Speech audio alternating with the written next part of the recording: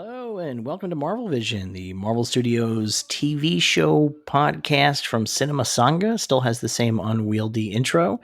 I am your co-host, Devin Faraci, joining me as always. Hello, this is Derek Faraci. So, in the interest of full transparency, and because in the episode itself, you're going to hear us talk about the intro that sounds bad, and because in the first time we recorded this, I fucked up my mic. Yes. My mic is good now, right? You can hear me well? I can. Yeah, you sound good. Okay. I double checked just to make sure, but I fucked up my mic, and so the sound quality was very bad on my end. And so we were gonna do it anyway. And I was working on the episode, and then all of a sudden, because Derek and I are nerds, we forgot that it was the Super Bowl, and we forgot that the Super Bowl commercials often drop, and in fact, a new Marvel TV ad dropped. Fairness to us, I feel like a lot of people forgot it was a Super Bowl because the entire past year has been wacky. So like everything is off kilter in a way, you know, because the Super Bowl, if I'm not mistaken, is usually the end of January, not the beginning of February, not the first weekend of February. It's usually like the last weekend of January, I think. I don't know. I don't know. Who knows? Maybe I'm wrong. But either way, it seemed like today a lot of people were like, "Oh shit, it's the Super Bowl." So I don't think we were alone. Well, it's like, who knows? It's even Sunday, right? I mean, that's the thing. Yeah. There's a lot of stuff. So it's Super Bowl Sunday, which means Super Bowl ads. Obviously, there are way fewer movie ads than normal. Before we recorded, I watched the ad that we're going to talk about twice, but I also looked through wanted to see if I missed anything, because I'm not watching the Super Bowl. I'm searching Super Bowl ads on YouTube. Yeah. And I found an ad for Eternals. Oh. It has 217,000 views. It was put up online this morning. Yeah. And it is some dipshit who just took clips of movies featuring people who are in the Eternals, layered over it, I think, dialogue from Transformers Revenge of the Fallen. Good for this guy. And ends with a robot voice that says, "Tune in on Sunday to the Super Bowl for the Eternals." It was like really crazy, and it was like really nuts. It was like, and this guy just found footage of every person that's in the movie. Yeah. He just found footage of them like turning over their shoulder and looking at the camera from something. Yeah. So it includes a shot of Kumail from Silicon Valley. It's 100% that, right? It's like 100% that. It's so bonkers. And I had to actually respect it because this guy clearly monetized this video. He got 200,000 views today. Good for him. That's probably a good amount of cash right there. You know, it's crazy. It must maybe 2 hours of work, maybe. If even that. Yeah. This is a piece of shit trailer. It's a piece of shit. And like, I started watching it. And at first I was like, huh, is this? And then all of a sudden I'm like, wait, this is from Transformers. Like, this is weird. Now it's possible we're recording this in the middle of the Super Bowl. It's possible another Marvel thing will drop. We're not going to cover it if that's the case. But anyway, we fucked up the recording yesterday of the intro, so we're taking this as an opportunity to re-record the intro. You're all going to miss my DC rant. But that's okay. You'd actually do a lengthy DC rant in the episode itself. Well. Yes. So I think we're not really losing anything. We're just sort of streamlining the DC ranting that you're doing. And I'm sure, by the way, quite frankly, I'm sure it's going to come up again. Yes, I'm sure it will. But we're here to talk. Well, first of all, we're here about a big episode of WandaVision, and that's going to be after this, and we go long. It's about an hour and a half, so strap yourselves in for a lot of discussion and argument about WandaVision. But before we get there, after WandaVision ends, Falcon and Winter Soldier is going to begin. I believe there's 2 weeks between them. I think it's they go right up to each other because we just had the 5th episode of WandaVision, right? Okay. This week will be the 6th episode. That's the 12th. The 19th will be the 7th. The 26th will be the 8th. The 5th, March 5th, will be the 9th episode, which is the final episode. And then this is the 12th is when Falcon and Winter Soldier begins, No, correct? I think it's the next week. It's the 19th. I thought it was the 12th. It said the 19th on the commercial. Then I guess it is a week in between. I thought it was the 12th. No, there's a week in between, I believe, and I'm not really sure 100% why that is. Maybe they're doing like a special. They could be doing a special. They could be doing like a special like they did for WandaVision, which is like a catch up on Falcon and Winter Soldier Marvel Legacy. Hopefully it's better than the ones they did for WandaVision. I didn't watch them because I didn't need to be caught up because I'm a nerd. They're both like 4 minutes long and they're just clips from the movies. And that's what's going to be. It's just going to be clips Yeah. from the movies. I mean, like they're just creating content out of existing content. But although apparently I've seen people online say it's been helpful to them as people that are not like deeply immersed in the Marvel universe. Sure. Yeah. It's not for us. No. But Falcon and Winter Soldier looks like it is for us. Yes, it does. So what'd you think of this? What'd you think of this trailer? I liked it. I think it's a pretty cool trailer. I think we get little hints of things to come. You know, we don't get a look at Zemo, but we get a hint of Zemo. We get some Zemo voiceover. We get some Zemo voiceover, and we see him walking with his mask, his purple mask in his hand. And we see him at what looks like a monument to Sokovia. That's my guess. Is it's a monument to Sokovia. That's definitely the feeling I got from it. That would make sense, right? I mean, that's his whole deal is Sokovia. And so we get that, and we get a little back and forth between Falcon and Winter Soldier, which is nice. What I really liked about this trailer is that it really highlights what I was hoping this show was going to be, which is essentially a buddy show. That it's essentially a buddy cop story. Yes. And it's the mismatched partners. That I love that, and I'm really excited because they seem to have really leaned on that in a big way here. Yes. And it also, just in this trailer alone, Winter Soldier has more personality than he's had in any of the movies. So that's very exciting. It's wild. I mean, the thing is, I think that the way that these shows are working out, they're giving such depth to characters who we've liked before, but just never had the opportunity to get depth. It's like really like WandaVision is crazy how much depth is given to both Wanda and the Vision, and which they didn't have in the movies. Like we like the movies and we like them in the movies, but they're legitimately like not really well fleshed out in those films, and their relationship is not well fleshed out. I think Wanda is pretty well fleshed out in the movies. Actually, she gets stuff, but Vision really doesn't.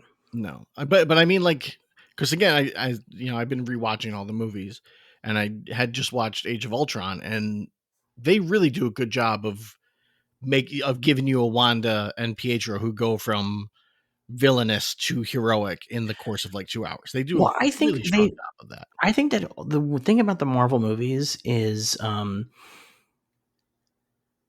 they're really good at casting, and they're really good at broad stroke character business. Yeah. And so that you get characters who show up for really limited screen time, but you feel like you really know them. And a big part of that is the casting. The casting is excellent.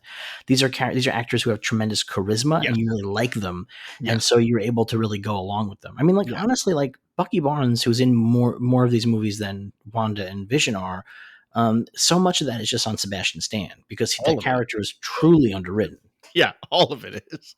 Like in the first Captain America, he's got a personality, but once he becomes Winter Soldier, that's all out the door. He's just a blank slate in everything, and that kind of really bums me out. But I also think that Wanda and Pietro going from villains to heroes in Age of Ultron, I do believe that Joss Whedon deserves a lot of credit for that, because he writes it very well. And it really comes down to the church scene when Wanda's in the church with Hawkeye, and Hawkeye gives like a quick speech about what it means to be a hero, and it's a great moment. It's a great, like, she's already switched sides by that point, but it's a great moment. And earlier you have the train sequence when Pietro is running around saving everyone from getting hit by the train, and it's like, yeah, that's a good heroic bit, like here he is saving civilians. He's not a bad guy, and they were never really bad guys to begin with. They weren't evil. Tony Stark killed their parents. Like, it's hard to blame them for not liking the Avengers, So it all works out, I think. But I think it's really well done. But just these shows are giving so much more space to them, which is, I think, what's really great. Like, the main characters in the MCU get a lot of space, I think, and that especially the early films are really great about giving a lot of space for character and a lot of space for banter and a lot of space for that kind of development. But these side characters don't get as much, and these shows are really allowing them in. So Bucky Barnes seeming much more likable and human in this is pretty exciting. Yeah. I mean, they're gonna have more time to play, and the same as like how in WandaVision, Paul Bettany really gets to remind you that he's a good comedic actor as well, which he does not get to do as Vision in the movies. And well, I think the other thing that's really nice is there's a version of the Winter Soldier post the death of Captain America that is grittier and darker. Yeah. And that's in the comics. Like after Captain America dies and Bucky becomes Captain America, it's a little bit darker in that it's about Bucky trying to figure out if he's that kind of guy. Yes. And there's a lot of self-doubt and there's like a lot of like guilt and a lot of shame. And by teaming him up with Falcon and that relationship, it appears that they're going to be able to potentially deal with that. I'm sure there's going to be stuff they're not showing in the commercials that's going to be serious and dark, but like, And it definitely looks like they're kind of fighting over who gets to wield the shield, if you will. Because we see do you Falcon think with so? it. Because we see Falcon with it at one point, and he's throwing it against the tree, and then like there's a shot of something else, and then it cuts back to that sequence, and Bucky grabs it. Bucky catches the shield, and I got the feeling it was a thing of them being like, let's see who deserves the shield. Like it might be I a can't think lighthearted sequence of like, hey, we're gonna play around with the shield, but like they're both trying to prove that they're worthy of it, kind of deal. so. Like the staring contest at the end of the trailer, where it's like everything they do is a contest to see who's better, kind of feeling to it. I don't disagree, and that's obviously the relationship, but I would be very disappointed if that was the direction they took it, because at the end of Endgame, it is quite clear that Bucky is in on Steve's plan. I agree. And Bucky has already talked to Steve about it, and Steve has already told Bucky he's going to give it to Sam. Yeah. Now, in the course of the show, does it become that Bucky feels like he is the guardian of Steve's legacy, and that Sam perhaps is doing or behaving in some way that Bucky feels like is not correct? That's possible. And that becomes sort of the tug of war over the shield? Yeah. Maybe. But I really hope that it isn't the two of them competing to see who becomes Captain America, because I feel like that was settled at the end of Endgame. I don't disagree. Or it could be that Sam doesn't feel like he should be Captain America, and it's about Bucky. Like, I suspect that the relationship between the two of them is brothers because of Steve as their father figure, Okay. which doesn't necessarily make a lot of sense in terms of how Bucky's relationship with Steve was before he became Winter Soldier. But I think, it's a brother thing, both trying to live up to the idea of who Steve Rogers was. And so they had this brotherly competition, but I don't want it to be a competition over who is Captain America. Yeah. I agree. I don't disagree. I'm just saying that's the feeling I got from those shots. But they're two quick shots. Right. Who knows? Who knows what's going on in that moment? Got to wait and see. We also got some Sharon Carter kicking ass. Sharon Carter, yeah. That was exciting. Yeah, I'm really hoping that with Sharon Carter being in this show, that I think the biggest question I hope can be answered, which is, did Captain America die a virgin? He did not. No, he did not actually, because he married Peggy. But did he did he go back in time a virgin? He did not. He was not a virgin? No. How do you know? There's a line in Age of Ultron that makes it clear that he's been dating, that he's out there. Yeah, but that doesn't mean that he's actually going to Bone Town. No, but it's definitely Cap seems like the kind of guy who is like he's like kissing a girl on the fourth date. It was what Cap feels like. I mean, it's possible. It's possible, but it's not like the American fighters of World War II had never gotten VD. Like there's a sense that he's out there now. Like in Winter Soldier, he's not out there. He's definitely not dating. But then in Age of Ultron, I forgot what the line is, but there's a line in Age of Ultron that makes it seem like he's been out in the dating scene now. Well, I'm sure that he has, but that doesn't mean that he has actually closed the deal with anybody. And he also seems like maybe the kind of guy who maybe, I don't know, even in World War II wouldn't be going and visiting the cat house with the rest of the boys, it feels to me. I mean, I don't think he'd be going and visiting the cat house, but I don't think he's quite the prude. Interesting. Do you know who I hope shows up in this, or at some point is a character that I really wanted to show up in the Captain America movies? Is Bernie Rosenthal. Do you know Bernie Rosenthal? Wasn't that like Cap's old buddy from World War II, right? Well, not quite. She was Cap's fiance at one point. Fiance, okay. When Cap lived in Brooklyn, he I think it was in Brooklyn. I think it was in Brooklyn.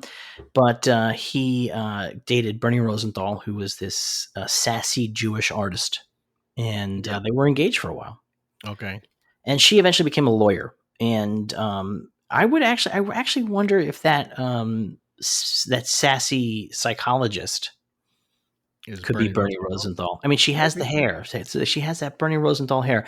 I'd be curious. She's my favorite Captain America like side character in the comics. I love her very much. She's super cool, and because she's just a regular person and she's like bohemian in ways that Steve Rogers is not, Yeah, and because Steve Rogers is an artist and she's an artist and she speaks to that side of Steve Rogers that doesn't yes. get a lot of play. Barely mentioned in the movies. Yeah, it's like one we get like one scene scene. drawing. Yeah. Yeah, and I kind of would have. I love to see her show up, and I would still love to see her show up here. I wonder if there's going to be touches on Bucky's family. He doesn't have a family anymore. He does. In the comics, he had a sister who was introduced in the 80s, and she had a child. And like just never appeared again. She appeared in like 2 issues of Captain America and then just never again.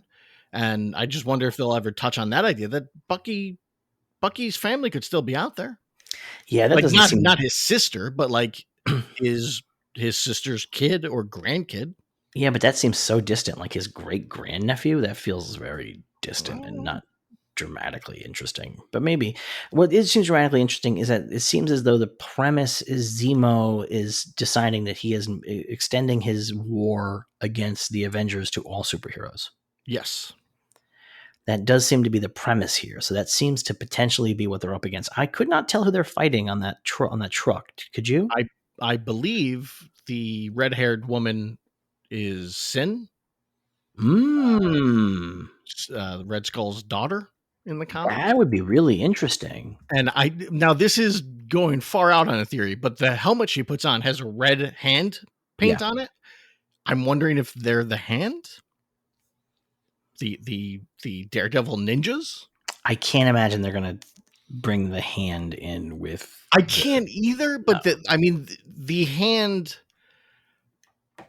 paint like I looked it up. I looked online. I couldn't find anything with Sin where she's got like a red hand on her costume or anything. So I can't figure out why they would have that look to it, unless it's the hand or just because it's cool design. Maybe I think it might be a cool design. It might be the bloody handprint of superheroes. You know what I mean? Like that might be the premise. Like I would not assume it's going to be the hand. I don't assume it's the hand just because it doesn't. It seems like a weird way to bring the hand into the Marvel Cinematic Universe. It would also piss people off if they made the hand white people. It would probably piss people off if they made the hand white people. And also the hand showed up, I guess, in the Netflix shows, from what I'm told. Yeah, but they did. But like that doesn't matter. Like I don't think that stuff's not going to be canon. Although I think they're probably going to keep their distance from it for a little while. Yeah. Like not that they may bring some stuff in to be canon. But could they be introducing the hand here to have the hand show up in Shang-Chi? No, Shang-Chi doesn't fight the hand. Well, he's fighting what's his face, right? The 10 Rings. Yeah, Mandarin. Yeah, the real Mandarin, as it turns out. Yeah. And probably Fin Fang Foom. Also the real Fin Fang Foom, because Fin Fang Foom showed up in Iron Man 3 as well.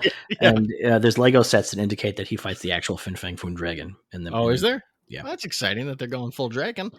Yeah, but I would say that that's not the 10 Rings will be their own thing. Mandarin will be its own thing. It will not be the hand. Would be my suspicion. But I do think that's Sin. That is my guess.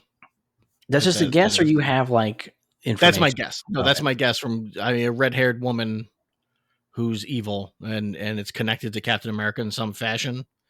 I was like, it may like the daughter of Red Skull is what comes to mind. I don't know if they'll do instead it's like a clone of Red Skull or something like that, because Red Skull's daughter would probably be quite a bit older, but who knows? Who does know? I guess we'll find out though, in just a couple of weeks. I'm pretty excited about it. I'm pretty excited for the continuing Disney Plus shows. I think WandaVision has been so excellent and so interesting week to week that it's going to be really exciting to continue that. I agree. It's going to be weird from the looks of it. Falcon and Winter Soldier is much more basic Marvel. Like it's definitely not going to be as wacky as WandaVision with like different sitcoms and stuff. But I think that's going to feel really refreshing for us. I think that's interesting. Like I like that they're not forcing everything to fit into the Marvel format of usual. WandaVision breaks that format right away. But and then I wonder what the switch like the the flip in the brain is going to be like. I think because I think that's why one of the things that's going to be good about having a week off is that it'll give you an opportunity to feel like this is a different show and not just the next week of WandaVision. Yeah. And I think that also it's going to be interesting that it goes from WandaVision with its very wacky magic reality warping to much more Winter Soldierly looking stuff here, military, stuff here. Yeah. And then it's going to go to Loki, which is time travel weirdness. Yes. Which also has a lot of military looking stuff in it. But it's time travel. So like it's going to be really weird. It's wild how militaristic the Marvel stuff is. It always shocks me. I always forget. Yeah. It's weird how Age of Ultron is like the most important Marvel movie in some ways. I again, having just rewatched Age of Ultron, it really is amazing how much it everything that follows it is connected. I mean, obviously not Guardians of the Galaxy so much, but like all the pieces are in there still to this day. It's still feeding things, and people are like, it's the worst Avengers movie. It's like, I think it might be the best one. I really like it. Ultron's really good, and I think that it's the one that most feels like you're reading an Avengers comic storyline from the 70s. It has this scope and like it has this scope and it has this like shagginess to it that feels like when you're reading one of those ones back when they didn't say it was like Korvac part 1 of 9, when when the Korvac saga just happened to span across a bunch of issues. Yeah. And it wasn't like, the Korvac saga. It wasn't, didn't say on the cover, but it's just like the story, like for 9 issues, Korvac kept showing up or was in the background or, you know what I mean? Like, and that feels like what that movie feels like to me. Yeah, I wouldn't disagree. I mean, it has that old school feel where there's a 15-minute sequence or so where they're just having a party, and you don't get that from many superhero movies where everyone just hangs out. And I really like that. That's a great sequence where you get to see everybody outside of fighting, and that's really fun. And poor War Machine, it doesn't really fit in. You feel bad for him, and then he just leaves. After, he's just like, I'm out, and then he shows up again at the very end, and they just tell him to like help people get on a ship, and he's like, "What the fuck, man? I'm War Machine. Let me do stuff." Oh my goodness! All right, this is actually longer than the original intro, and our episode's already too long. So let's do jokes, and then let's cut over. Okay. To the actual episode. Let me get the jokes here. Unlock already. Here we go. What's Peter Parker's nighttime job? Oh, I know this one. Yeah, I'm going to do the same ones we did last night. Fair enough. What is Peter Parker's nighttime job? He's a web designer. This is technically correct. Yes. What does Spider-Man eat with a cheeseburger? Oh, that one's not. We didn't do that last time. Yes, we did. What does Spider-Man eat with a cheeseburger? What? French flies. Not only did we not do that, that sounds like a racist joke. We definitely did that. We definitely did that one because it's so stupid. I remember it very well being like, that's terrible. He's a human being. He doesn't eat flies. What do you call Spider-Man and his new wife right after they get married? What is Spider-Man? What was that? What do you call Spider-Man and his new wife right after they get married? What do you call Spider-Man and his new wife right after they get married? I don't know what. Newlywebs. These are not that bad. I disagree. The web designer one I kind of like because there's a comedian from the early 2000s. And I can't remember his name. I feel so bad. But he had a great Spider-Man joke in his stand-up where he's like, I built a website for my comedy and it wasn't working right. So I called my friend Peter to see if he could help me because he's a web designer. And I said, Peter, what's wrong with my website? And he said, rah, rah, rah, rah, rah. I said, Peter, take off your mask. I can't understand you when you're Spider-Man. And I always liked that joke. Nobody in the stand-up special laughed at it. And that's part of what I liked about it. It was like that joke. They don't understand that Spider-Man's name is Peter Parker. It doesn't work. And I always really liked that. But now they would. Now they would. Now that joke would be great. It would work very well. Yep. Yeah, because it was like, I think it was after the first Spider-Man movie came out, but I guess it was still too, like, it just wasn't in people's heads, really. I don't know. All right. It was fun. You ready? Now that we've re-recorded this intro, we ready to go and get the real WandaVision talk going? Let's do it. It's WandaVision Season 1, Episode 5. On a very special episode. By the way, if you were listening to the intro, you might notice that my mic sounds really different. It's because I was using the wrong settings on the intro. My apologies. So let's just jump into the episode though. Now that you can hear me properly, little vacation brain. Vacation brain, indeed. So you know what? We were before we started recording. I was like, did we open in the real world or in Wanda world on this? And the reason why I was confused is because I was paying a lot of attention to the previously on. Because on the previously on, when Wanda sends Monica Rambeau back out into the real world, in the actual episode, Wanda says to Vision, he says, "What happened to Gwendolyn?" And she says, "Oh, she had to go home." And on the previously on, Wanda says she left. She didn't belong here. See, I thought in the actual episode she said she had to go, and then in this she says she left. She didn't. Whatever it was different. It was different it's language. Different. It's definitely different. It was darker language here. Yes. Yeah. So that was very interesting. And the show is very meta. I'm not sure if they're playing with the previously ons and giving us alt takes on purpose, or if that's just sort of a way of getting the information across quicker, or if we're meant to understand this is a meta thing happening. Well, it's very old school episodic stuff where like serials where like the episode would end and they'd be like, tune in come next week to find out what happened to Commando Cody, and then you'd see a different angle and it's like, oh, he wasn't even in the car, like that kind of stuff. Yeah. So maybe they're playing on that, but that's quite different than sitcoms. But I don't know. Well, we open in the WandaVision world, and it's now the 80s. It's clearly the 80s. Everybody's outfits are quite clearly the 80s. And Wanda is dealing with the crying twins. They have not had a good night's sleep in who knows how long. And she has been unable to keep them quiet. 3 days, she says. They haven't stopped crying for 3 days. Well, when I say who knows how long, I don't mean in terms of what she says, but in terms of how much time is actually passing. Yes, okay. Because later on in the episode, they specify that this has been going on for 9 days. Yes. Or at least she took the body 9 days ago. So it's 9 days or less. So it's hard to say what time is passing inside the bubble versus what real time is passing outside the bubble. Yeah. And a couple of times we've seen that it's nighttime outside and it's daytime on the inside. So it's hard to say for sure.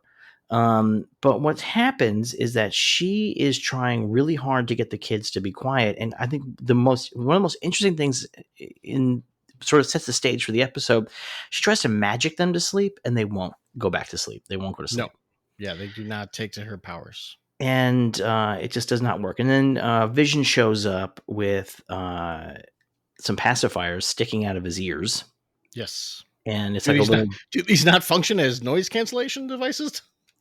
It's a little bit of it's a little bit of cutie business here. Yeah. And it turns out that the pacifiers don't work either. The kids spit the pacifiers right out. Yes. And that's when Agnes Vision says, we'll figure it out. Maybe we need some help. And then Agnes busts in the door right at that moment. And she's wearing her 80s exercise clothes. Yep, she's full. She's got 80s hair. She's all ready to go. She is ready to go. She's definitely watching a Jane Fonda workout tape. I mean, that is like for sure. And this makes Vision really suspicious because he's like, how did you know we needed this help? And she's like, well, I figured out my own 2 ears. I can hear these babies crying. Well, first she says, well, I heard about it. And he's like, where did you hear about it? She goes, with my ears. I heard it from my ears. Yeah. It's like, laugh track. And then this is where we get another really strange moment, which is that she goes in to get the babies and Vision does his nervous dad bit where he's like, did you wash your hands? Or should you hold them this way? And he's like, maybe you shouldn't hold them at all. And then that seems to set Agnes sort of off. And she is confused for a second. And she turns to Wanda and she says, should I take it from the top? Yeah, she breaks. She breaks the scene. And it's very weird. Well, because it feels like she thought that the scene was broken. Like, that's what it seems like. It's not that she breaks the scene. She feels like Vision didn't do his lines right. Well, watching it the second time, I didn't catch this the first time, but watching the second time, they both move in towards the babies at the same time, and she stumbles. And I think that's what she's talking. Like, I think that's what it is that her stumble, and she's like, that doesn't happen on TV. People don't stumble, So well, I think it's more than that because she says, "Do we take it from the top?" And then Wanda acts like she doesn't know what what Agnes is talking about. Yeah. And Agnes says, "You want me to hold them, don't you?" And it does seem like, I feel like because this episode's part of the arc is Vision coming to realize things are wrong and starting to Yes. think on his own. I don't think he's supposed to say to her that bit about, maybe don't hold them after all. I think that that's not as scripted. I think that's why she's taking it from the top, because then she turns to Wanda as the showrunner or the director or whatever and says, "But don't you want me to hold them?" And that's why I think that she stumbles because she doesn't expect Vision to come in where she's she doesn't expect him to move in. Yeah, right. I agree with that. Yeah.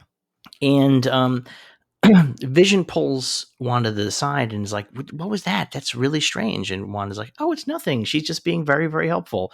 And she can't help that she's oversexed because she's doing Yeah. like some 80s sexy joke business in the Yeah. background.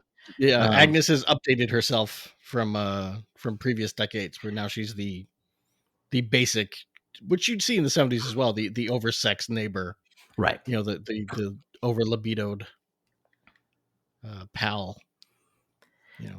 And so as they're talking in the corner, and as Vision's like, "This is weird. This isn't right. This isn't how it's supposed to be." All of a sudden, they realize the kids aren't crying anymore, and they turn around and see what's going on, and the kids are now 5 years old. Yes. They go, "Mommy." They turn And around.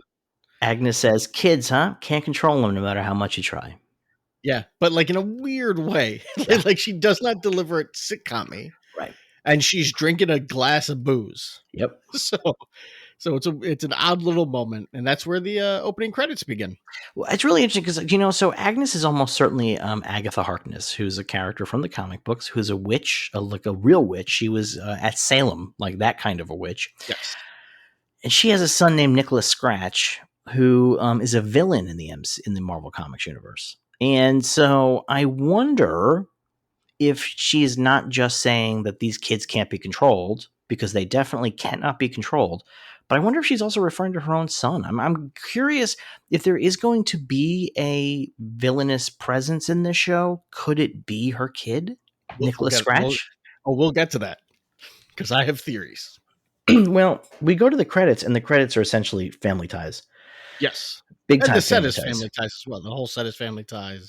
Yeah, the whole set's Yeah. Family. There's the ultimate Family Ties reference in the episode. Before the episode started, and I knew it was the 80s and it was Family Ties. And once the Family Ties credits started, I turned to my girlfriend and I said, "I demand a sit ubu sit in this episode," and they gave it to me. Did they? They sure did. We'll talk about it when we get there, but they gave me the reference that I wanted. Okay. I So did not catch, because I saw your tweet with that. And I was like, is he just talking about how it's very Family Ties? I didn't catch that there was a sit ubu sit. in the credits, we see the Vision and Scarlet Witch as kids, as kid pictures, and Yes. the Vision ones are great because they're little kids with Vision painted on them. Now, here's what I'm wondering. Is that Paul Bettany as a baby and they painted over it to be Vision, or is it somebody else's baby? That's what I want to know. I really hope it's Paul Bettany. That would feel So like do it'd be a delightful little in-joke, right? I mean, why not? Yeah. Because those are obviously like childhood pictures of Elizabeth Olsen. Yeah, for sure. And it's like, that would be great if that's how they did it with Paul Bettany. They're like, we'll use your kid pictures too, but you got to look like Vision. And like, that's great. That's very fun. I thought that was very cute. When we come back from credits, we are in the real world, and Monica is getting tested. She is sort of getting like her physical and stuff like that. Yeah, they're doing like a brain scan, kind of deal. And Jimmy Woo and Darcy are there, and Darcy's like, "I'm a really big fan of yours," and stuff like that. And then as they're talking, the technician comes over with the results of the scan, and they are blank. Yes. Now, what did you see on that test thing? I saw that she's made of light and she is photon now. Yeah, that seems to be the case to me as well. That's how I took it. It was like, oh, she's photon now. Yeah, last episode we talked about Monica Rambeau's history in the comics as the second or the third Captain Marvel, but also as characters named Photon Spectrum and a couple other names. And her deal in the comics is that she is made of light. She is solid light, and that really does seem to be what we're looking at here. Yeah, that's how I took it, at least. I'll be shocked if that's not what it is. I'll tell you, the way that the white and then the dark spaces around them also remind me of her classic costume that we love so much. Yes. Which is a white and black costume. Yeah, a beautiful costume. One of the best. Yeah. Yeah, it's hard to not think that that's what's happening there, is that she now has powers. So we now go to the briefing, and it's a sword Not yet. briefing. No, we don't go to the briefing yet, or do we? I think first they discuss more of like how is Wanda doing all of this? This is beyond her powers. No, What that's in we've the seen. briefing. Is that Yeah, that's all in the because briefing. Yeah. where they bring up Captain Marvel? Because I thought that was just the three of them talking. I thought that's later on after they. It might be later on. I could be mixing up my points where they're talking to each other. Well, there's a couple of different meetings, but we'll hit all the points. I mean, we're not. This is not a replacement for having watched the show. Hopefully, this is just going scene by scene and more or less, hashing it out. We go to the briefing, and what's his name, Tyler, is very gung ho that Wanda is the victimizer and that the town are her victims. And he calls her a terrorist. And Monica is like, I do not think that is the correct word to use here. And then he points out that that's the exact word she used, which I like that. He's like, really? Because your statement was that you felt great fear and terror. Right. It's like, oh, there you go. But as Monica points out, what Wanda's doing has no political action to it. And like, she's not making a statement. And she's not trying to do anything to anybody. I mean, that becomes the thing that Monica's talking about, is that she gets the sense that this is about grief. That is the feeling that she gets. And Tyler's like, well, listen, let me tell you something, what happened 9 days ago. And he shows them some security footage of Wanda breaking into a sword facility to steal the Vision's corpse. Yeah. He's like, hey, remember last week's episode when I just randomly sent you to go hang out with the FBI for some reason? This is why. Like, I knew what was happening. Right. So this is quite clear how this is all. We were wondering why the fuck that would be a thing. And it's become now quite clear. It's not quite clear, but it's definitely all starting to tie in. And there's a couple interesting things here. One is that, did you know that Wanda breaking into the facility and stealing the Vision's corpse was the original post-credit scene to Avengers Endgame?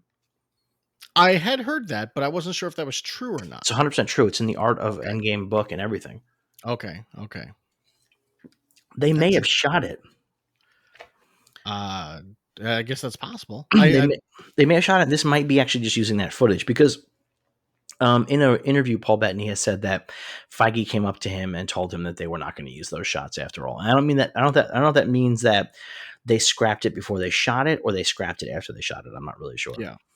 No, I thought it was a little hard to tell in the security footage, but it looked like Vision was in pieces. He's definitely in pieces, yeah. Right? Okay. Which is interesting because, as we're also told, Vision had a will where he requested not to be used by anything, not to be brought back if he was killed, and not to be used as a weapon. Right. He's the Iron Giant. He doesn't want to be a gun. He doesn't want to be a gun. But if Sword is taking him apart, I would say they're trying to turn him into a weapon. So it's really interesting because this is, originally I thought that this was going to really be basically dealing with the Vision and Scarlet Witch miniseries and with the Vision miniseries where he was living in suburbia. Yeah. This whole fucking storyline, though, is all late period West Coast Avengers stuff. Very specifically, in West Coast Avengers issue 44, Wanda breaks into a facility and finds the Vision has been disassembled and takes him back. Because in the comics, agents of many governments come together and disassemble the Vision. Okay. And in that storyline, they've taken him to pieces. She comes and she breaks in and takes him back. And what happens is that she brings him back to West Coast Avengers headquarters. Hank Pym puts him back together. Yeah. But the thing is, there's two problems. One is that in the process of putting him back together, he is now fully white. This is the white Vision period. The other problem is that they don't have his brain anymore. They don't have his mind. And in the comics, we've talked about this before, there's a very complicated backstory for the Vision, which is that some of his mind recordings or mind whatever that you would call it, come from Simon Williams, a.k.a. Wonder Man. Yes. The thing is that in West Coast Avengers, when they rebuild the Vision, Wonder Man refuses to allow his brainwaves to be used to bring the Vision back. Really? And at first he's like, this isn't this stole my soul from me. This is wrong.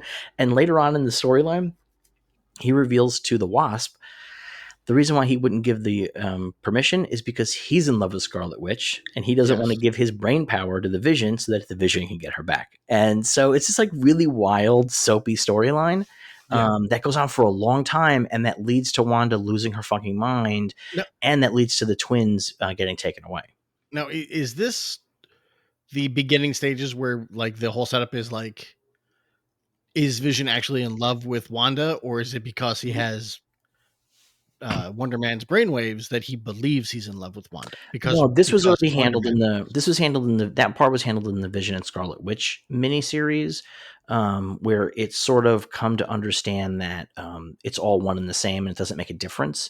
That Vision has, because in that miniseries, there's a whole sequence where Vision confronts. It's a pretty wild sequence. He confronts the Grim Reaper, who is Wonder Man's brother. Yeah. And the Grim Reaper thinks that the Vision is a horrifying abomination. But in the confrontation, the Vision has information about Grim Reaper as a kid and their relationship that makes Grim Reaper realize that he is Wonder Man, but also not Wonder Man, that he is like both his brother, but some new being at the same time. And so the Grim Reaper does what you would do in that situation: is he throws himself into a bottomless pit. He's like, this is all too confusing. I'm out. so Vision is this very complicated character as a result, where he has Wonder Man's brainwaves, but he has other brainwaves also included, and he has his own experiences, making him his own being. Yeah. And the thing is that, like, by the time they got to when he first came around, he was way more robotic, and then as time went on, he became more human. When he was resuscitated in West Coast Avengers and was white, he became super robotic again. Yeah. And in this storyline, also, by the way, I've been rereading these, with the intention because of this show. They reveal that actually the Vision is not the Human Torch, but it's like very complicated. I don't know where that canon exists today, but at the time they'd find Professor Horton, who built the Human Torch, who they thought was killed by the Human Torch, and they find that he's still alive. And it's revealed that all of this whole storyline, like 30 issues of West Coast Avengers, is all because Immortus is fucking with the team. And Immortus is a time-traveling version of Kang, the Conqueror, who is coming into the MCU in Ant-Man 3. Yes. So will Immortus have something to do with this business? I honestly don't know. I mean, like, the stuff that they're pulling from the comics for this show is so incredible and so deep that I'm like blown away. That I'm taking nothing off the table now. You know what else this brings to mind? And this also, because I've been reading a lot of older comics on the DC Universe app and on the Marvel app. We talk a lot about how comics are just constant now. There's no end to storylines. It's always been that way. I think they just were better at hiding it in the past. Like, they'd make you feel like, oh, this issue is like a one shot. And then 12 issues later, they'd be like, actually, that was me the whole time. It's like, oh, well, the thing is that those were never planned. What would happen is that you would have one shots and they would introduce new characters left and right all the time. There's tons of new characters introduced. And then what would happen is they would come back and the new writer would come on, or somebody would come on and look at the last 5 years of continuity and say, none of this makes any fucking sense. Oh, what if it was Immortus the whole time? And then so now it gets all retconned into being one big story, but it was never intended to be one big story. That's the difference. Now it's just one big story. Like, it is clearly intended to be that way. And guys come on to titles and say, I have a 5-year story to tell. As opposed to back then, John Byrne was telling this West Coast Avengers story and probably, including things that he knew he wanted to retcon or play with, but I think also probably not 100% sure he was going to have the full scope to be able to pull off this like 25, 30 issue Immortus story. He was doing what I like to call the Mark Waid style, where Mark Waid writes an issue, ends it on a cliffhanger, and has not figured out how to get out of it yet. And that's how he writes all of his stuff. It's probably quite clear. I think that's how a lot of the older comic writers worked, frankly, because they weren't treating these things as graphic novels at the time. They were treating them much more as serials, which is like, okay, what's going to happen this week and how can we make it interesting? Do you know what I mean? Like, that was much more likely the way that these stories were being told more often than not, especially with this West Coast Avengers stuff, because this is a time period in the 80s in Marvel where they were super soapy. Yes. Which I really miss. But like, I miss it so much. Like in these comics, he takes 2 pages away to go visit some other character who's living in San Francisco that has nothing to do with the main story, and just check in on their mental state. You know what I mean? Like, and he's not really advancing another story per se. He's reminding you that a character exists, and then that's it. So anyway, that's all a long way of getting around to saying that this is a really interesting scene because, one, it's the original post-credit scene to Avengers Endgame, which I think Feige very wisely realized that movies should not have a post-credit scene. Like, I think very wisely. Like letting it be the one movie that feels like it's a conclusion was very smart. Well, no, Infinity. Oh no, Infinity did it, didn't it? Yeah, it did. Infinity War. It had It had Nick Nick Fury. Fury getting dusted, right? That's right. It had that really dumb one with Captain Marvel. It didn't really pay off in a meaningful way. Yeah. I guess it did because it pays off because she finds Tony Stark. Yeah. But that could have happened anyway. Like, there's no real fundamental reason that couldn't have happened without the. Anyway, It's not very clear how that happens with. like they set off a beeper and that leads her to Tony Stark somehow. It doesn't make much sense, but whatever. The point is, though, is that not only is that the original post-credit scene from Avengers Endgame, it's also this really deep dive fucking cut from West Coast Avengers. That's interesting. I didn't know that. Yeah, and that makes me think that we're going to see a lot more of this West Coast Avengers stuff going on, because that is the beginning of a big storyline for Vision and Scarlet Witch that ends with them breaking up, by the way. Anyway, in the meeting, Tyler says that not only is bringing Vision back to life a violation of the Sokovia Accords, but that it's a violation of his own living will. Yes. And I was very excited that he has a will. Made me pretty excited. Makes a lot of sense that these guys would all have wills, doesn't it? But it just never, like, I imagine, yes, Tony Stark's got a will, Steve Rogers has a will, Ant-Man, all of them. But like Vision, Thor, I just don't imagine them having wills. Well, I imagine when Vision joined the Avengers, they sat down and had a big discussion about a couple of things, including his personhood. They probably had to codify in some way that he is a person and therefore not under the jurisdiction or ownership of a government. And then he probably had to say, like, well, listen, I could probably be broken apart, but if I am broken apart, I don't want to be put back together again. Yeah. He has a big DNR, basically.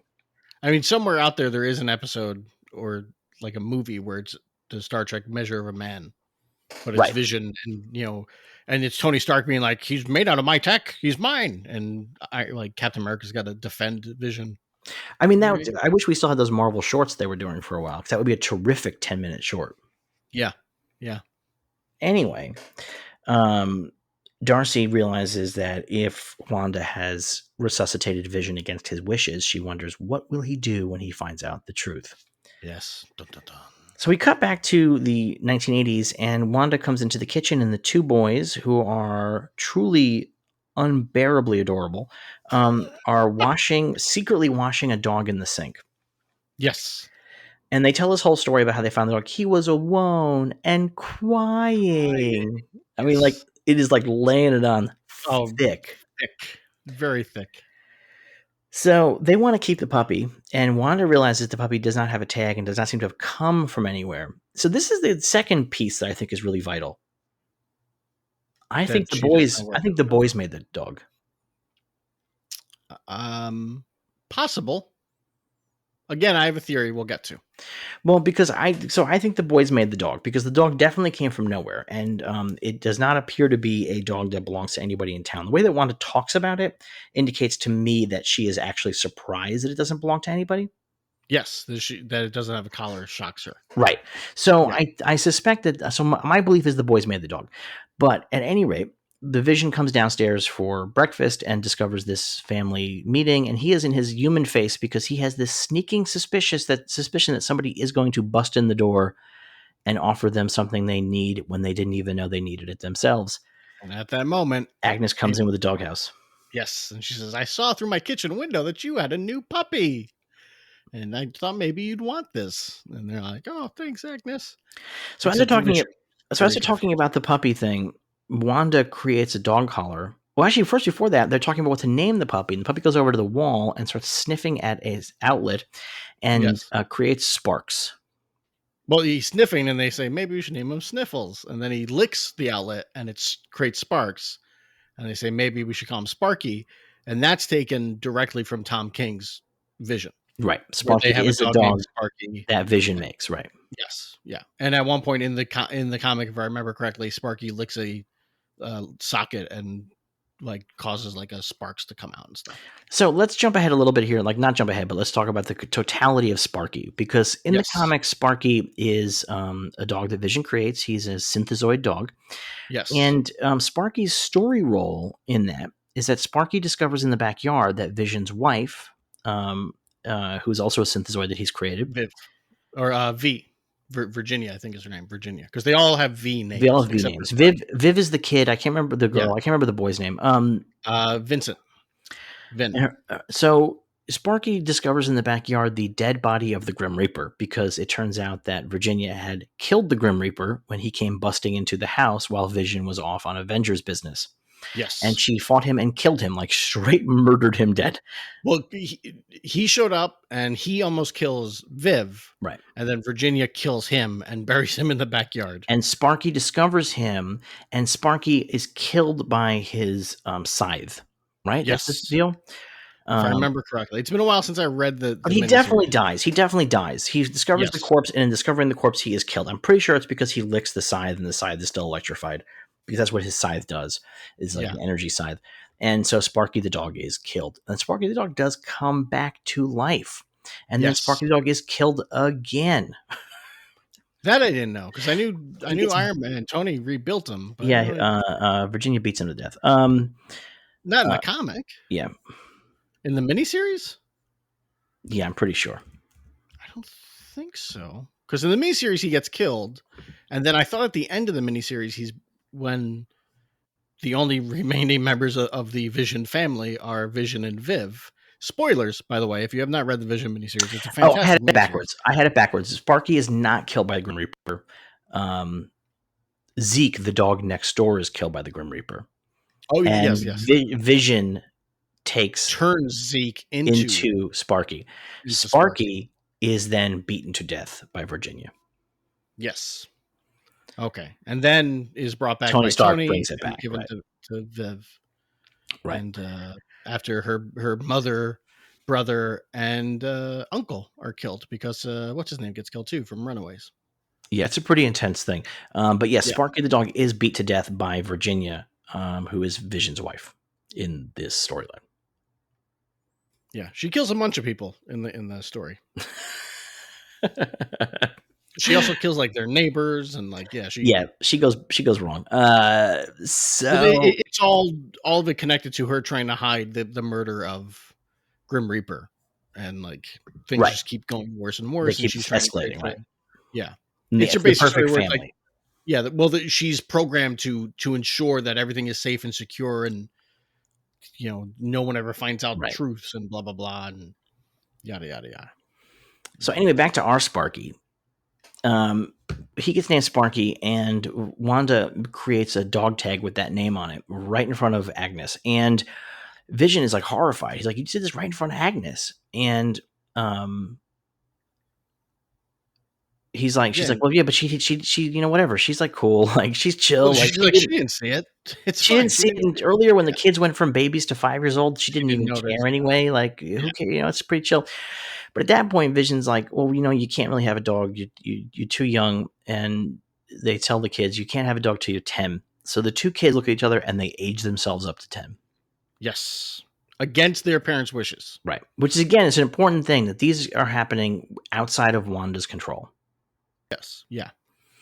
So I think that's a really, that's like, to me, that's also why it's important that the dog is created by the kid. I think there's stuff that's now happening that is fundamentally outside. We'll get to it. Again, I have a theory. So we cut back outside again, and our trio of Jimmy and Darcy and Monica are talking. Jimmy shows up with coffee. It's like a very cute scene where he's like excitedly running coffee to the meeting. He's so excited to bring coffee. He's got a little hop in his step. He's so happy. He's such a positive guy. He's happy to be a part of the team. Yeah, he's that guy, and it's great to see. Yeah. So Monica's got this idea. She's like, "What if we built like this mobile bunker? Then we could shield it against photons and nisthons and this thing, and we could then bring it through the bubble." The hex. And so this is the thing. So then Darcy, this is the one thing I don't like in the whole fucking episode. By the way, hated this so much. I was really worried you were going to be like, "It's fun." No, this is straight out of the 90s superhero stuff. So she calls it the hex because it's hexagonal in shape. And we've seen hexagonal shapes the whole series so far. Yeah. We've discussed it. Like, why is everything hexagonal? And the answer is, in the most irritating way possible, so that Darcy could call this the hex, and then we could refer to Wanda's powers as hex powers, because that's what they're called in the comics. Yeah. that angered me. So I was like, oh Jesus, and my eyes I hate almost it. rolled out of my head. I hate it. And it's one of those things where we have to explain a thing. I don't know why we have to explain a thing. So actually, I want to step back. I forgot to mention something earlier when the meeting where they discussed how incredibly powerful Wanda is now. Tyler's going over her history. And Yes. he mentions, he's like, does she have a cute nickname? And Yeah. Jimmy Woo And says, no, no, nothing. And you know why that is, right? because Scarlet Witch doesn't make any sense. No, because when back in the day when Fox owned the mutants, there was a lot of back and forth about which package Wanda Maximoff belonged to. Okay. And so the way that it worked out was that they decided that Fox got Scarlet Witch, the Okay. name. They couldn't call her Scarlet Witch. I don't think they call him Quicksilver either, I don't think, in Ultron. You just watched it. Did they They call do him not. Quicksilver? Right. They do not call him So they Quicksilver. have the characters, but they don't have the superhero names. So Okay. Marvel didn't have those names. So as a result, she was never called Scarlet Witch. Yeah. And so this is a little winky meta nod where he's like, does she have a funny name? And instead of just saying they called her the Scarlet Witch in the papers or whatever, Jimmy Woo says, no, nothing. She's going to be Scarlet Witch by the end of this. Okay. Like, I'm sure of it. Like, there's no way around it. Like, the fact that they drew attention to that and knowing the reason why she was never called Scarlet Witch was because of Fox ownership stuff. Yeah. Is I know that they're going to bring it all back. And that's why they're introducing the Hex stuff. And by the end of this miniseries, she will be a character known as Scarlet Witch. I guarantee it to you. This is I don't have that as information, but I'm telling you that's what I think is happening. Yeah. So anyway, we're talking about, the Hex and the Hex powers, and they talk about the fact that the boys are not. Jimmy's like, well, who are the boys? Like, who were they before? Like, what's their civilian identity? And Monica's like, no, they're real. They're real kids that she made. Like, she birthed them. Like, Yeah. she's like, everything in there's real. Like, it looks phony on TV, like you're watching a phony sitcom, but it's all real when you're in there. Yes. And this is where they start. Yeah, this is where they're like, that's way more power than she's ever shown before. Right. How is this possible? What is she doing? And this is where they're like, well, she's powered by the Mind Stone, right? And the Infinity Gem. And one of them is like, well, isn't she, or Monica says she could have taken out Thanos on her own, Right? Given the chance. She's the only one that could have done it. And Jimmy says, well, I think Captain Marvel could do it. And Monica makes a face. Yeah, and Monica's like, she's like irritated because we're not here to talk about her. We're here to talk about Wanda. And so it's sort of an interesting question of why does Monica not like Captain Marvel? And I suspect it's because they need a conflict for the Captain Marvel 2. I suspect. What do you suspect? Monica's mom got cancer because of Captain Marvel. Makes no sense at all. I didn't say it was going to make sense. That's my theory at this point in time. Something about when they went into space. Because again, I did just watch Captain Marvel, and the ship they used to go to the secret base on the moon, or that's floating between the moon and Earth, it's not made for space travel, and it doesn't have shielding for it. And I think that's going to be like, that radiated my cells, and over time I got cancer. I guess, but that sounds awful because the thing is that movie, for reasons that no one will ever understand, was set in the 1990s, and the idea that it would take 20-something years feels really like a tenuous thread. I don't disagree, but there's also nothing that says that Captain Marvel never came back before Avengers. That is a good point. We do not actually know that she never came back, or that Monica's mom did not go to space. Yes, because especially if she's running Sword. Right, and we know that, by the way, Monica's been to space because that is a thing that Tyler says to her. It's things have changed since you've been up there, is what he says to her, and that means that she's been to space. Yeah. So, is it possible that Captain Marvel was working with Sword this whole time? Is it possible that Monica's mom wore the quantum bands? How about that? How about that? Pow! That would be interesting. Quantum bands are a thing. They were the nega bands originally, though, right? Yes, that's right. They were the nega bands when Captain Marvel had them, and they are what gave him cancer, right? I believe that's how he got cancer, was from the nega bands. No, he got cancer from a villain. Did he? I thought it was the nega bands. Although I'm pretty sure he got it from a villain. Quasar would have gotten cancer too, I guess, if that was the case. Was it the Earth's son? Maybe, I can't remember. There was weird stuff. No, he got it. It's actually weirdly connected to what happens in Squadron Supreme because fights a guy named Nitro, and in the battle, Nitro has this new powerful nerve gas called Compound 13, and Marvel gets a big dose of it and almost dies, and he gets an antidote and he thinks he's okay, but it turns out that Compound 19 is a carcinogen and it gives him cancer. Oh, that's sad. Yeah. Which I always felt was connected to that Squadron Supreme storyline where Nuke is giving everybody cancer, and I don't know why that always seemed like Nitro and Nuke always just seemed very connected to me. That was I have always looked at that. I'm so sorry for everyone that doesn't give a shit about Squadron Supreme, but I've always looked at that storyline in Squadron Supreme. It's Firestorm, but I mean it's Firestorm, but I love the format that Tom Thumb goes to the future to get the cure for cancer. Right. And then comes back and learns it's not going to work because humans have not evolved to the point that that cure will work for them. Right.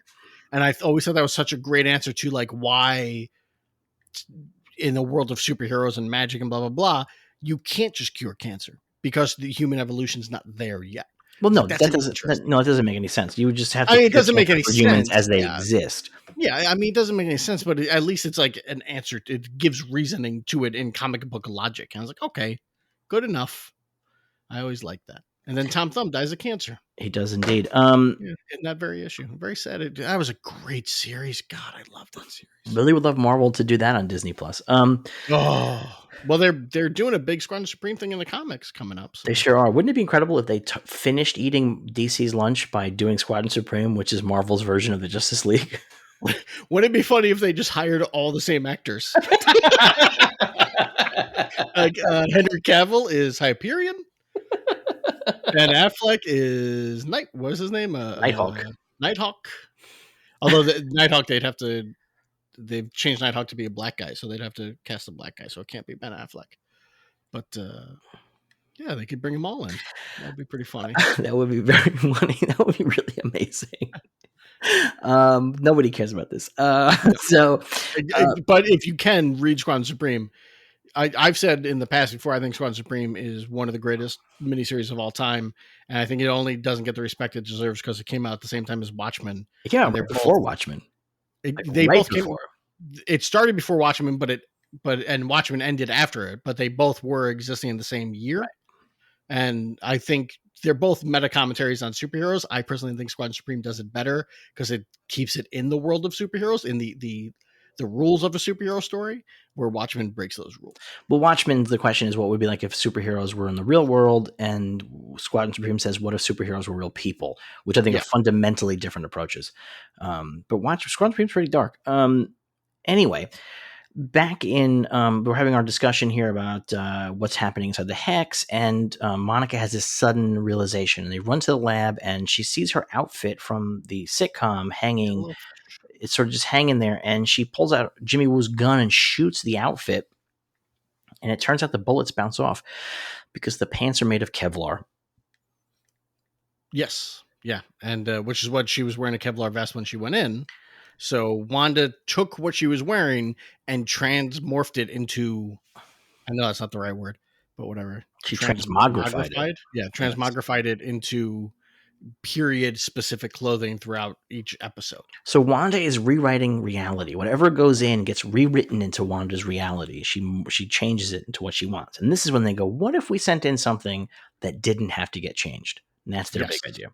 Yes. And then we cut back inside and we cut to Vision at work. And what we get here is yet another truly disturbing sequence where Vision is introducing email to the office, and the guy at the next desk, Norm, is like being helped with his new electronic mail, and they have a bunch of dumb, shitty sitcom jokes about it. Like, well, gosh, I don't have a letter opener, as they get the new electronic mail.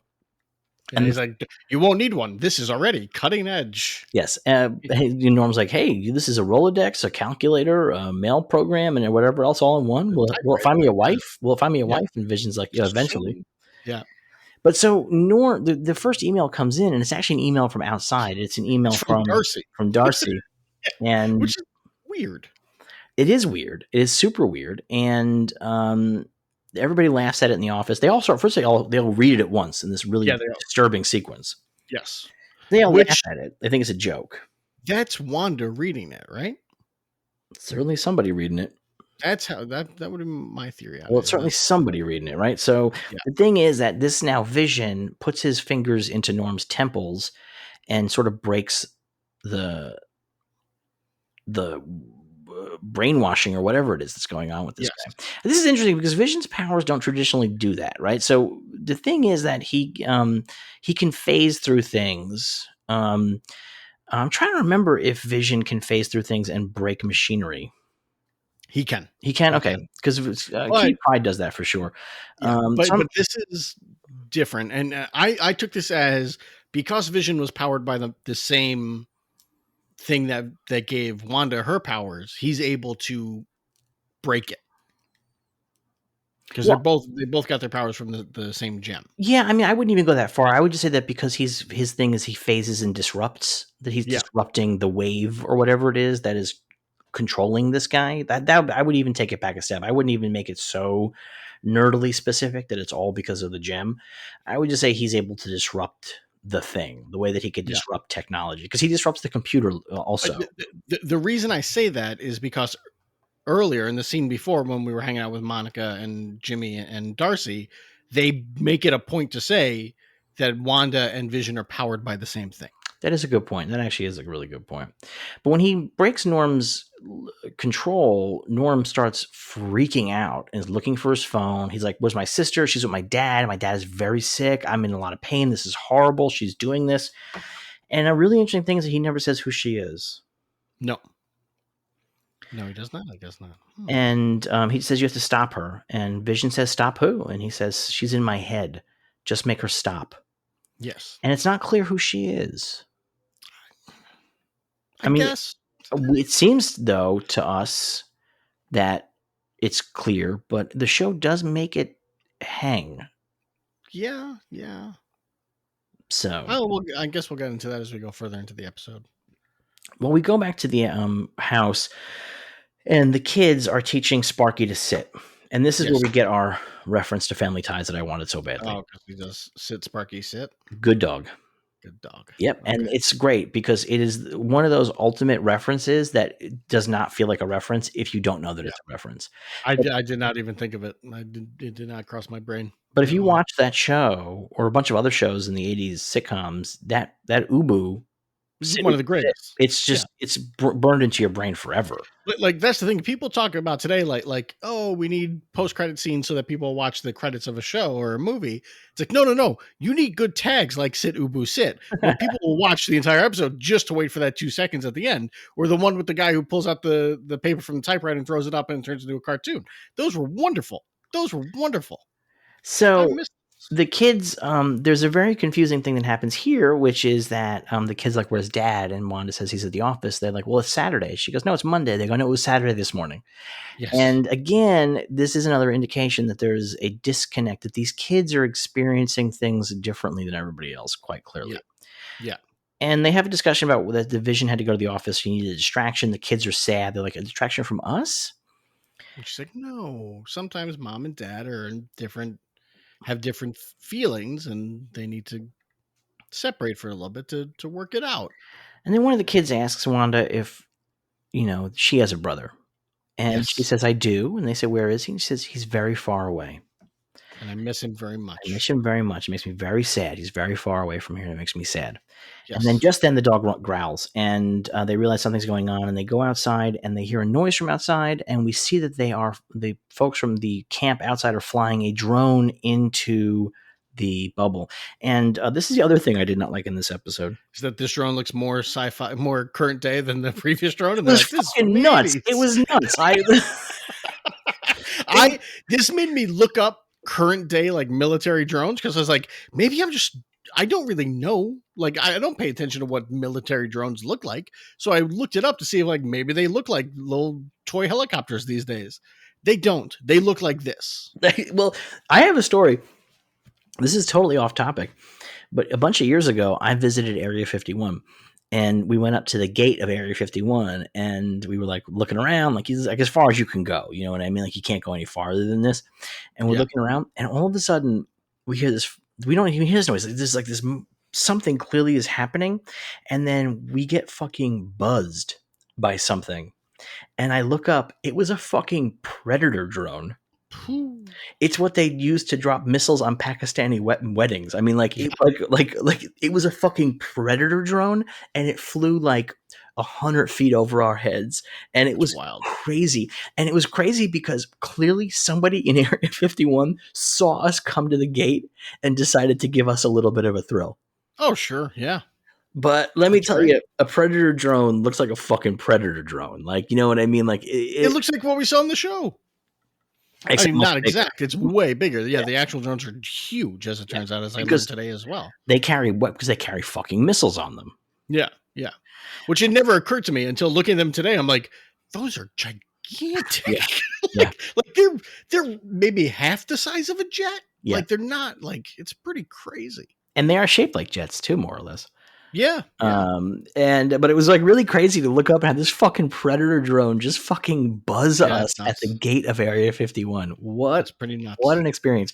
But anyway, yeah, this looks like a more advanced drone than the one they sent in the first fucking episode, which looked like a toy helicopter. Yeah. Which would have been technology that would have existed in the 1980s. They would have had remote control helicopters for sure, because I definitely flew them. Yes. And remote control planes, they existed back then.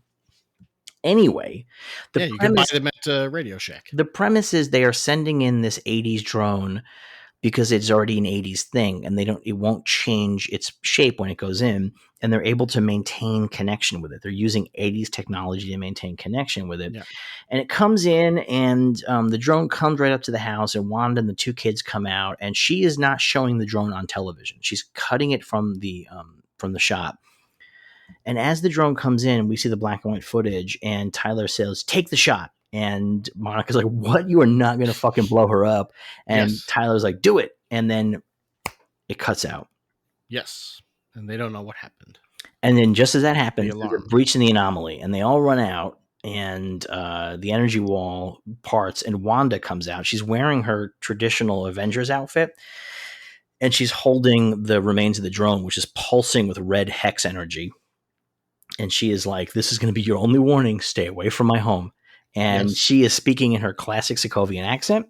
Yep, she's got the accent back. I was very excited. And and it's this really intense moment. And she's like, all these guys have their guns trained on her. We see the lasers, the laser sights. And Monica comes up. She's like, "I'm here to help you. You saw inside my mind. You know that I'm an ally. That's why you brought me in to deliver your kids. Like, you know that I'm here for you." And Wanda is like, "Listen, I have what I want, and no one is ever going to take it from me again." And then then she makes all the soldiers, their eyes go red, and they all start pointing their guns at Tyler, and she walks back into the hex. Yes, and Tyler's like, "Don't shoot, don't shoot." It is really it is a kick-ass moment. And yeah, it's terrifying. I mean, it is intense. And then the structure of the show is impeccable because it cuts to commercial just as a TV show would.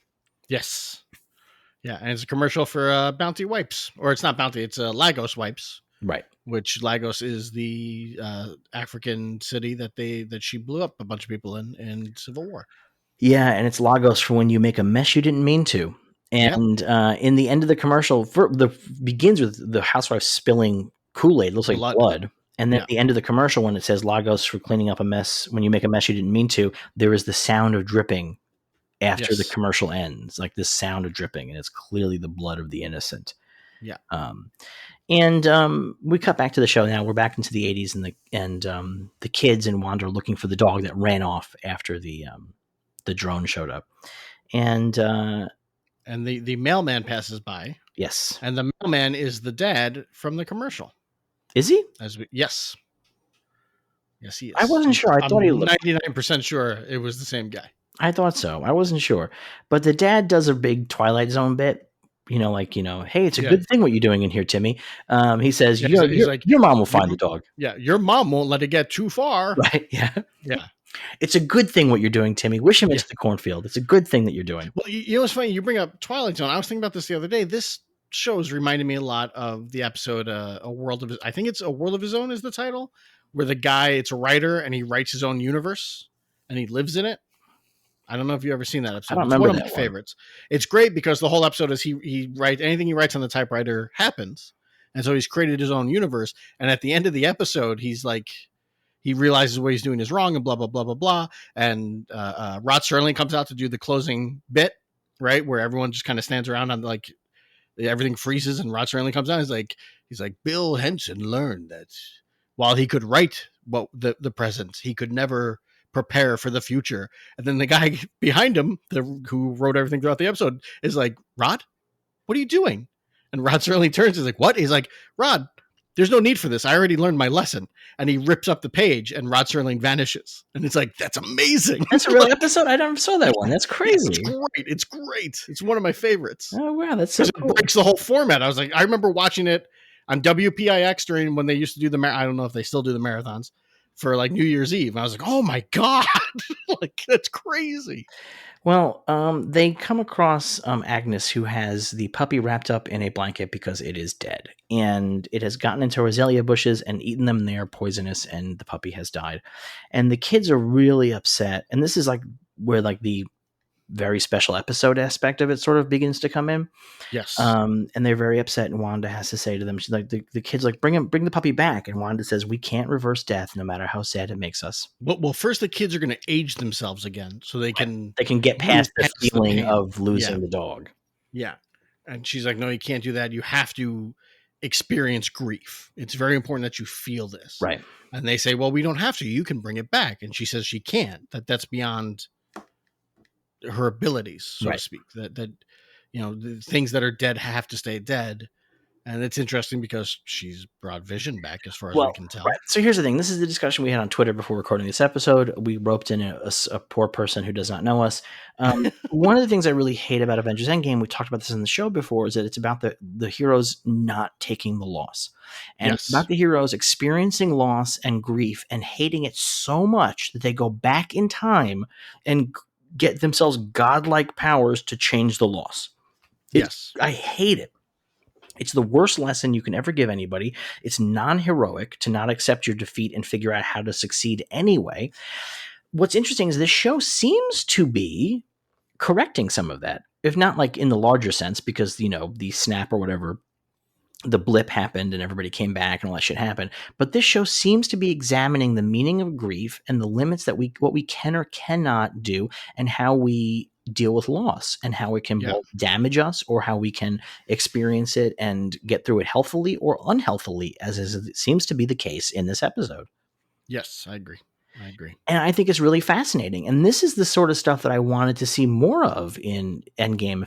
If that was going to be the story, and you were going to deal with grief, I wanted, at least the thing is that in Endgame, the question of bringing everybody back, nobody's ever like, this is a bad idea. Yeah. Not one. It's never looked at as what are the ramifications of doing this kind of thing. Or even morally, like, hey, listen, like, you lost, like, fucking take the L. This is what makes us human beings. That's like a Captain America thing. We'd be like, what makes us human is not, how we, trick our way around the loss, but how we accept the loss and learn from it and move forward. But that's not what the fucking movie's about. Even down to like, hey, we tried to stop Thanos because Thanos was playing God. How are we any better if we do that now? Like, aren't we doing this? We're doing the opposite. We're bringing things back instead of taking things away, but we are using powers outside of our own existence. Like, we are messing with things we should not be messing with, and we don't know the ramifications of this and what it means and it's what we're doing. Well, no, it's even worse because actually the Hulk brings everybody back, right? But then fucking Iron Man puts on the fucking glove and uses the glove the exact same way Thanos did, where he snaps his fingers and kills all the bad guys. Yes. Which is like crazy to me. Like, that's the heroic moment. Like, it's just dissolving people into dust is not evil. It's just if you're doing it to the wrong people, but if you're doing it to the right people, it's good. Tony Stark should have the ability to fucking dissolve people into dust. Well, this is one thing I've come to realize watching these movies in timeline order as I'm doing. Tony Stark is not we know he's not a good person, but he says interesting things throughout the movies that it's like, that's weird. That's a weird way to put that. Like, in the second movie, which second one? Towards the Iron Man 2, I'm sorry. In Iron Man 2, towards the beginning, when he's still kind of messing around, it's before everything really starts, he says to Pepper Potts at one point, I'm done with the liberal agenda. I'm doing things my way now. Right. And he is a full on, like, he starts off as a weapons manufacturer, like arms dealer. He's probably a very conservative kind of guy at the end of the day when it comes to those kinds of things.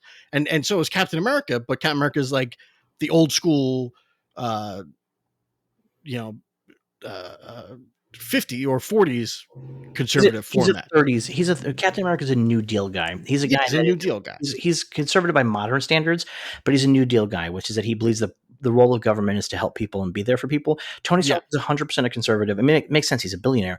But more than that, Tony Stark's an authoritarian. And this is his storyline over the movies, is that he's an authoritarian who learns again and again and again that he cannot be an authoritarian because his authoritarian decisions fuck things up. He never learns it. He never learns it. That's why I hate the end of Endgame, because his arc is to keep learning this lesson. And in the end of Endgame, he needs to have learned that lesson. And he does not learn it. And instead, he does the ultimate authoritarian move of destroying all of his enemies and controlling the powers of the universe. And, his whole thing is, I want to make a suit of armor that will, cover the world. Yeah. And the other characters rightfully say that's wrong. You can't do that. But at the end of the movie, he's like, I told you you need a fucking suit of armor.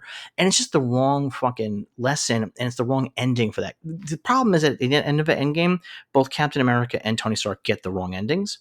Yes. They get the endings the other one should have gotten, and it's bad. And I think it's bad.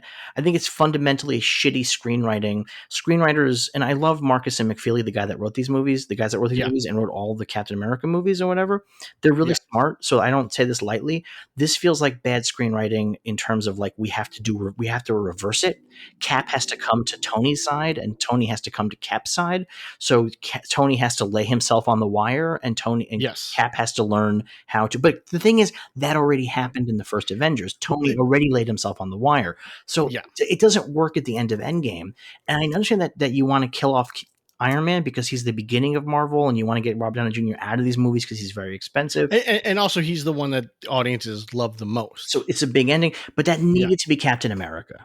I agree. And it's funny that makes any sense. I watched Age of Ultron today, and there's a great bit in Age of Ultron where, they go to Hawkeye's home and, they learn he's got kids and all, and a wife and all that. And there's a moment when they're there and Tony says to Cap, he's like, this is really great what he has. I'd love to just build a farm and go live with Pepper on there and have some kids. And he does that in Endgame, as we see. But that should have been, he should get, both of them in a sense should get the happy ending, and he does not get that happy ending. Well, no, here's the thing. Here's what happens. So in that same scene, though, Captain America has to leave the house because he doesn't belong in that house. Because he doesn't belong in that house, yes. And so he can never be in that house. And so that's the symbolism of that. He gets the John Wayne and the Searchers shot in that. Which is beautiful. Beautiful. And Thor steps on the toy house to show that he also doesn't belong in this kind of world. It's too much. But it's too fragile. The point is that Captain America needs to not be in that world, and he ends up in that world. Now, what should happen at the end is that Tony Stark should, through the power, if we're going to be fucking willy-nilly using the Infinity Gauntlet, there should be an alternate universe that is created for Tony Stark to go live the rest of his life with his family. Yes. And then he can retire into the alternate universe. And then Captain America dies. AKA what DC did with the Golden Age Superman at the end of Crisis on Infinite Earths. You were yelling into your mic right now. I'm very upset that once again, DC's behind the times on these things. If you're at home, you may want to lower your volume as Derek is screaming into his mic about DC Comics. It really upsets me. So anyway, we have gone off tangent again. Yes. So Vision shows up and he gives the kids this little hug and this talk, and then the dog is dead, and we cut back to the house, and Vision, I think, has buried the dog in the backyard, is my understanding. Yeah, that's the feeling I got. He seems to be washing dirt off his hands. Well, he comes in from the backyard and he says, it's not every day that you get a dog in the morning and bury it at night or something along those lines. And it's like, that's grim. That's grim. And I think he's washing dirt off his hands. So I think he buried the dog in the backyard. And then he has this conversation with Wanda where he's like, listen, I talked to Norm and you're controlling him and things are not right here. And they start having this argument and he says to her, you can't control me the way that you control them. And she says, oh, you don't think so? And then right then the fucking laugh track explodes and then the end credits. The credits begin. Yeah. Yeah. And this is where, I think this show is great, but this is a scene where I was like, this show fucking rules, because Vision like explodes out of the end credits and starts like yelling at her in the living room. Yeah, which is great. And he starts levitating. She starts levitating. They're doing a superhero face-off. He's like, "What is outside of Westview?" And she's like, "You don't want to know." And Vision's like, what do I want to know? Like, I don't know anything. I don't know who I am. I don't remember anything before I got here. Who the fuck am I? Like, what is going on here?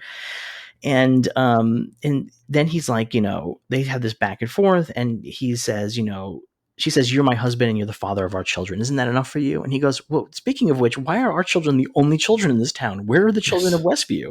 And she's like, "Of course there are children in Westview." Crazy.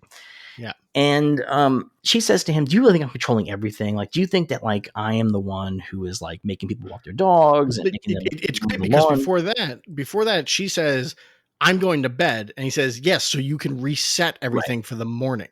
And which is interesting because he realizes that every day they're in a different decade. He noticed this. He knows that things are weird. He's been noticing it all along. He saw the change to color and stuff like that. He's been noticing it. Well, he even said to the doctor when the doctor's like, "Oh, you're about 4 months along," and when they were going through the size of the fetus, and he's like, "What about 12 hours?" So like he knows how much time is passing. He understands what's going on. And he had this big argument. She's talking like, "Do you think I'm really in control of this?" And this is where she says that she doesn't even know how this started. She's like, "I don't know how this all began anyway." And so, because there's this whole argument about like how much she's controlling it, and she tells him that she didn't even start this. Yeah. And then at this moment, as they're having this argument, the doorbell rings, and Wanda's like, "I did not do that." And Vision's like, "You know what? I want to believe you, but I just can't. Like, this is like too much." And the doorbell rings again, and so she gets up and she answers it, and she is shocked by who's at the door. And it is none other than Quicksilver from the Fox X-Men movies, Evan Peters. Yes, Evan Peters. To which he comes in and he's like, "No, I can't a long lost brother hug his sister until she dies," or whatever he says, like something along those lines. And it cuts to Darcy. Squeeze his stinking sister to death. Squeeze his stinking sister to death. And then it cuts to Darcy. Darcy goes, "She recast Pietro?" And I love that. So then he says, "Who's the popsicle?" about Vision, and then it cuts to the end credits. Yes. Yeah. So this is so here's the thing. There's two potentialities here. Okay, potentiality one, this is just a meta joke. That she did recast Pietro because she can't bring people back from the dead. She said this earlier in the episode, "I can't bring people back from the dead." So she made somebody else be Pietro. And he's got a different personality. He looks different. He is fundamentally different from her Pietro. So that's possibility one, that this is just a meta joke, that by hiring Evan Peters for that role is in and of itself a meta joke, that we're supposed to recognize the show's very meta, and it's just doing another layer of this. Earlier in the episode, we had that whole discussion about why she doesn't have a superhero name. It's just a bunch of meta jokes, right? Yeah. Possibility two, this is Quicksilver from the Fox movies, and he has been brought into this reality. Yes, it's the opening of the multiverse. So the question, though, is who did that? Well, here's possibility three that I'm going to put out there. That what my theory is. That's Agatha's son. That's Nick Scratch. I think it's Nick Scratch. I think he's. This is my theory of what is going on. First off, I think this is Reddit's favorite theory too, and I think it's wrong. Oh, is it really? I have not seen this on Reddit. That's not Nick Scratch. They think he's Mephisto. I don't think he's Mephisto. I think he's Nick Scratch. But it's it's mix or match. Yeah, he's a satanic character, right? Yeah. This is my theory of what is happening. Is Wanda when Wanda said to Vision that she doesn't know how this all started, she's lying to him, because when she left Westview to talk to Sword, she made it very clear she's controlling all of this. This is her thing. She's doing it. Go away. So she knows she created this, but she's been losing control of it, and she doesn't know why. And I think Nick Scratch is using her to do what he wants to do, and we'll find out what that is at some point. I disagree. I fundamentally disagree on every possible level. I think you could not be more wrong. I mean, this is the story from the first Vision and Scarlet Witch miniseries from 1982. I know, but I don't. I think that he may play a role in it, but I think that what I think is happening. I think that she does not know how this began. I think that's true. I think that Vision says to her in this episode, I hope that this began unconsciously, but now you're in control. I think that's 100% correct. I think that his hunch is correct, that this began either in a moment of breakdown or she was influenced by outside forces, but she does now control it. I do not believe that he is Nicholas Scratch. I do not believe he is Mephisto. I do not believe he is somebody pretending to be somebody else. I believe that when she told the boys, my brother is far away and I miss him, they brought him. Oh, okay. But who created the boys? She did. That doesn't work for me. Why? She did in the comics. But she didn't in the comics. She did, but their souls were pieces of master pandemonium. Yeah, it was all hunky-dory, blah, blah, blah. And if I'm not, I've not read through the comics in a long time. I don't think the boys were born overnight. Like, she went through a long pregnancy. Like, well, they never got old. It's even worse in the comics. They never got old in the comics. They were still kids when they went away, but then they got reincarnated, and then they ended up becoming 16 in what is no way 16 years have passed. But they weren't magically aged up. They just. But I'm saying when she was pregnant, it wasn't like I'm pregnant the next day I have kids. No, like the problem is that you're looking at this as a 1-to-1 adaptation of the comics, and it's clearly not. It's taking elements, but that element of the kids growing up, that's a sitcom element. No, again, I'm not talking about the kids growing up. I'm talking about her pregnancy. But even the pregnancy, it didn't have to be. It's super fast because it's a sitcom thing. It's just like all of a sudden you have kids. Like you come back from the next season and then there's a kid, and then the kid grows up to be 5. You know, it's like it's a little bit like bringing in Cousin Oliver on Brady Bunch. All of a sudden there's a brand new kid in the room, and that's what I think what they're playing with in terms of the sitcom stuff. They're fast forwarding the aging and the birth because the story takes place over a limited amount of time. They're not telling a story that takes place over the course of a year. Well, that's the other part of it is I still have issues with Wanda creating sitcom worlds. Here's the thing. Right, but the thing is that we still haven't. I think the story's not over, so who knows? Over, and we haven't filled anything in. And there's a moment in this episode where she's saying to Vision, she's trying to cut down the argument by saying, "Let's go watch TV." And he says to her, "What do you want to watch TV?" And you know what? We're going to find out that this is after her parents died, when her and Pietro were in foster care or whatever they were doing. That was what she did. She sat in front of the TV. But again, I feel like this is the episode where that would have come up because they tell us what she did after her parents died. No, they don't. They do. They went in the sword briefing. What did they tell you? Her and Pietro became radicals, which we already knew. We knew that from Avengers: Age of Ultron. Yes, there's zero new information in this episode on her past. But I feel like that's where some new information would have been put in if you're going to drop that in. Because Sword, why would Sword give us any information about her personal life? All they care about is that she became radicals because he's giving the version of her as a terrorist. Now, what's going to happen is that we're going to find out more about her life later on as we learn about what happened to her and Pietro after her parents died, but before they became radicals. In theory. Why in theory? That's the only thing that makes any sense. They're going to have to pull in how the TV stuff works. And Vision saying to her, will we go watch TV right now? Clearly indicates that there's a premise that going and sitting in front of the TV is her way of sort of vegging out and avoiding these things. And frankly, if you want to retcon it in, that's what she's doing in Civil War after the Lagos thing. She's just glued to the TV. The news. She's watching the news, but she's glued to the TV. So the premise is that she's a TV person. Like, again, I don't think that wasn't set up there, I don't think. But now we're retconning. I think it makes sense. That's a hell of a lot of headcanon there. That she owns a TV. So obviously that's her life is a bit much. I'm not saying it's her life, but I'm saying that that's what she's created. That's the life she's created here. But the thing is, what I'm saying is that that's her numbing. Like, why would that be a difficult thing to accept? That her numbing is watching TV. I don't think it's a difficult thing to accept, but I think being like in Civil War, we see her watching news footage of the damage she caused. No, I'm not saying she numbs out, but that's not numbing. That's the opposite of numbing. What I'm saying is that I think that has. There's other ways to have her dealing with the news, including looking at the fucking internet, which is the way that you would do it in the year whatever that was happening. But the premise that she's sitting in front of a TV, I'm not saying that, again, that scene was not intended to create a thing. I'm saying that if we're putting our retcon back, we can see that and say, okay, we can fold that in. Her thing is to sit in front of the TV. But I think that makes sense. I don't think that we need that much more. I mean, I think we're going to get more, but I don't think we need that much more. Then just like after me and Pietro were in foster care, we spent 10, you don't know this, but we spent 8 years living in America. A foster family got us. And I just sat in front of Nick at night every single day. That's all that I did. And then, then later on we got, because they were 10, right? So they get radicalized when they're like 19, right? So what happens in those 9 years? They sit in front of Nick and Knight. Well, we don't know what age they got radicalized. We see footage of them when they're Right. older, but we don't know. But that's the thing. So I don't think that I think that you're jumping to like irritation at a thing that I think there's still 4 more episodes. I'm not irritated at it. I'm just, I want a good explanation for it. Well, just give the show 4 more episodes and see what happens. I mean, as I said, there's still a story to tell, but I feel like this is the episode where that would have come in. I don't think this is the episode where that would have come in. I don't think that we're going to find out more about her until the very end. I think that there's going to be a totality of her, because these commercials are elements of her life.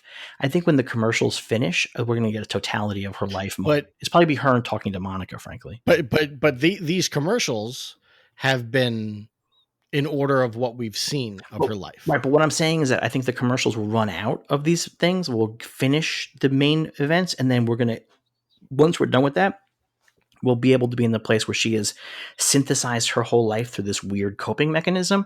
And she'll be able to talk to Monica or somebody else about her deal. Maybe. But I think that the kids 100% pulled him in from a different universe. It's the only thing that makes any sense. It doesn't make any sense that he's Nick Scratch. I don't think it works. I think there's this desire to put a big villain on this thing, and I'm not sure there's gonna be a big villain.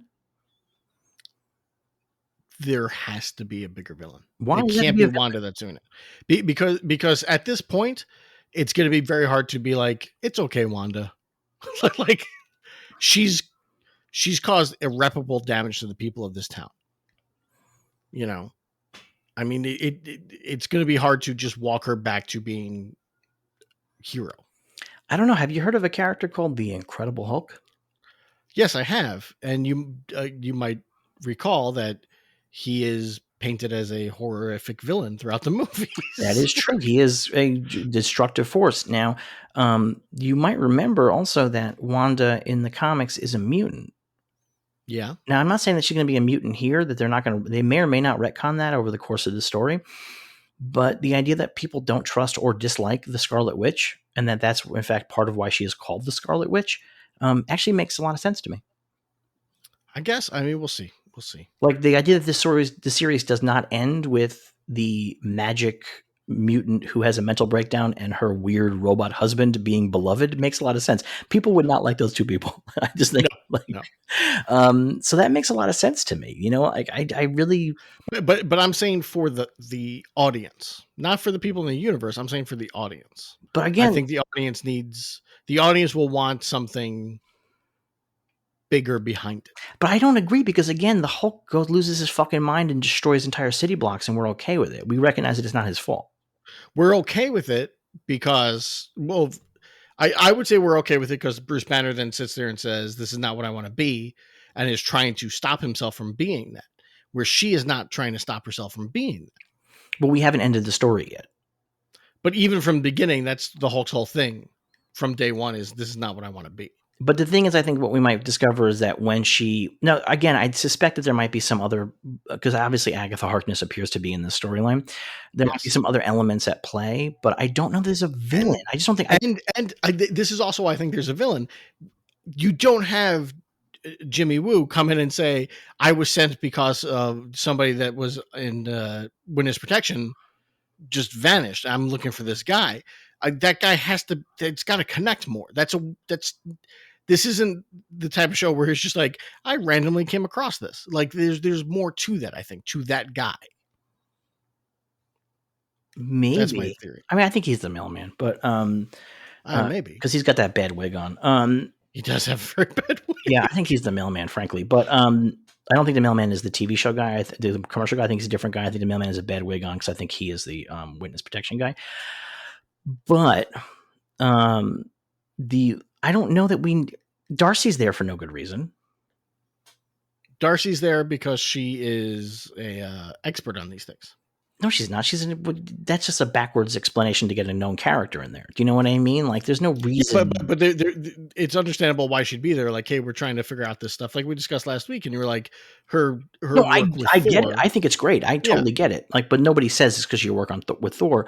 But Jimmy Woo is an FBI guy, and this is one of those stories where it begins with, like, you know, people talk about Jimmy Woo and the X-Files. That's a big X-Files concept where it's like this begins as a local police matter that gets escalated up the chain of command to the X-Files. That feels correct. It doesn't feel like we need a lot more explanation than that to me. Maybe I feel like there's more to his. I mean, there could be. I mean, it's been very specifically untouched. You know what I mean? Yeah. And whoever that guy is, he's not one of the main characters that we know because we would have seen Jimmy Woo talk about it. Yes. Yeah. So I guess we will find out. Now I want to check because they show the board with all the different people. I want to see. I thought it was all the same people. There's something we forgot to talk about. It was all the same people, but I just wonder if the mailman's on there. But anyway, so I believe that this whole episode is not about Vision, or not about Wanda telling her story or whatever. It's about the kids. It's about Vision coming to figure out what's going on. But it's very specifically scene after scene of the kids not having powers that exceed hers or unaffected by hers. That's why I think the kids pulled Quicksilver into the universe. Maybe. And it makes perfect sense. If they created the puppy, which I think they did, we know that they were immune to her magic. She created the puppy. They created the puppy. They can age themselves. And then she tells them he's far away and it makes me sad. So what do? They start searching for him. And they won't find him anywhere on this earth because he is dead. And then they go until they find him. Okay. I mean, that's a very good theory. I'm not saying that that's not 100% plausible, but that's my big theory. The thing we didn't talk about, by the way, you think they're going to kill the kids? No, the kids are going to become Young Avengers. They're going to do Young Avengers. It's going to 100% happen. Yeah. They've already cast other characters who are Young Avengers, so they're definitely going to kill one of them since one of them just never really does anything in the comics. I mean, they might kill Speed. You know, but otherwise, I think that they're just going to show up in the eventual Young Avengers movie. The thing we didn't talk about is that they're talking about all kinds of weird space time stuff with Monica, and she goes, I know an aerospace engineer, and she texts somebody, and then the scene just moves on from that. Oh yeah, I wonder who that is. So she works at Sword. She's been to space. Yeah. Could it be Reed Richards? I hope not. Same, but could it be? It could be, but I hope not. But it would make sense, wouldn't it? It could also be, what's his name, the Skrull guy. He's not on Earth. But at the end of... Oh, no, he's Nick Fury, right? Right? Was that Ben Mendelsohn that was hanging out as Nick Fury? Or was that was a random that was him. So, but is he an aerospace guy? He's a Skrull spy, isn't he? I thought he was a Skrull scientist. Is he a Skrull? I don't remember that movie very well at all. Because there's the whole thing that like they're all science people and whatnot. I don't know. Could be. It could be Ben Mendelsohn, and that could be tying into Secret Invasion. Yeah. But I mean, like, it's really weird that she says this. I know an aerospace person, and then she goes and texts, and then they interrupt her, and then the whole conversation turns to a different direction. Yeah, and it's very specific aerospace. Yeah. No, yeah, I mean, that is extremely specific. We don't say things like rocket scientist anymore, but Reed Richards was a rocket scientist. And aerospace is what we would say if we were talking about a rocket scientist. Yes. So she could be calling Elon Musk because he does show up in Iron Man 2. So maybe she just knows him. She could be also the other... So I was supposed to bring this up. I thought it was interesting. It could be Riri, Ironheart. Oh, yeah, Riri Williams. Yeah. I wouldn't like that. I would not either. Not because I don't want that character to show up, but because I want that character to show up and be introduced to her own show and get her own origin and stuff like that. I don't want her like showing up as like a sideways introduced character. I like Riri Williams in the comics. I am not excited about her showing up in the movies and the shows just because I'm so tired of Iron Man connected characters. Right. And like I feel like they just turned Spider-Man into a version of her in a lot of ways. Yeah, they really did. And, so, I mean, they are bringing Riri Williams in at some point. She's getting her own show. And she's getting her own show. They already cast her. Did they? Okay, well, there you go. Yeah. That's the other Which, hey, congratulations, Brian Michael Bendis, on that paycheck. But, He's very excited. I know that, but and I'm sure it'll be a good show. I'm not saying it's not going to be a good show or anything. It's just a thing of like, I'm tired of the sins of Iron Man being the driving force of the Marvel Cinematic Universe, and I'm ready for something new. I mean, it seems plausible that it could be her because they did cast an actress in December. It was announced, Okay. Dominique Thorne, and she was announced as she was announced at the Investor Day.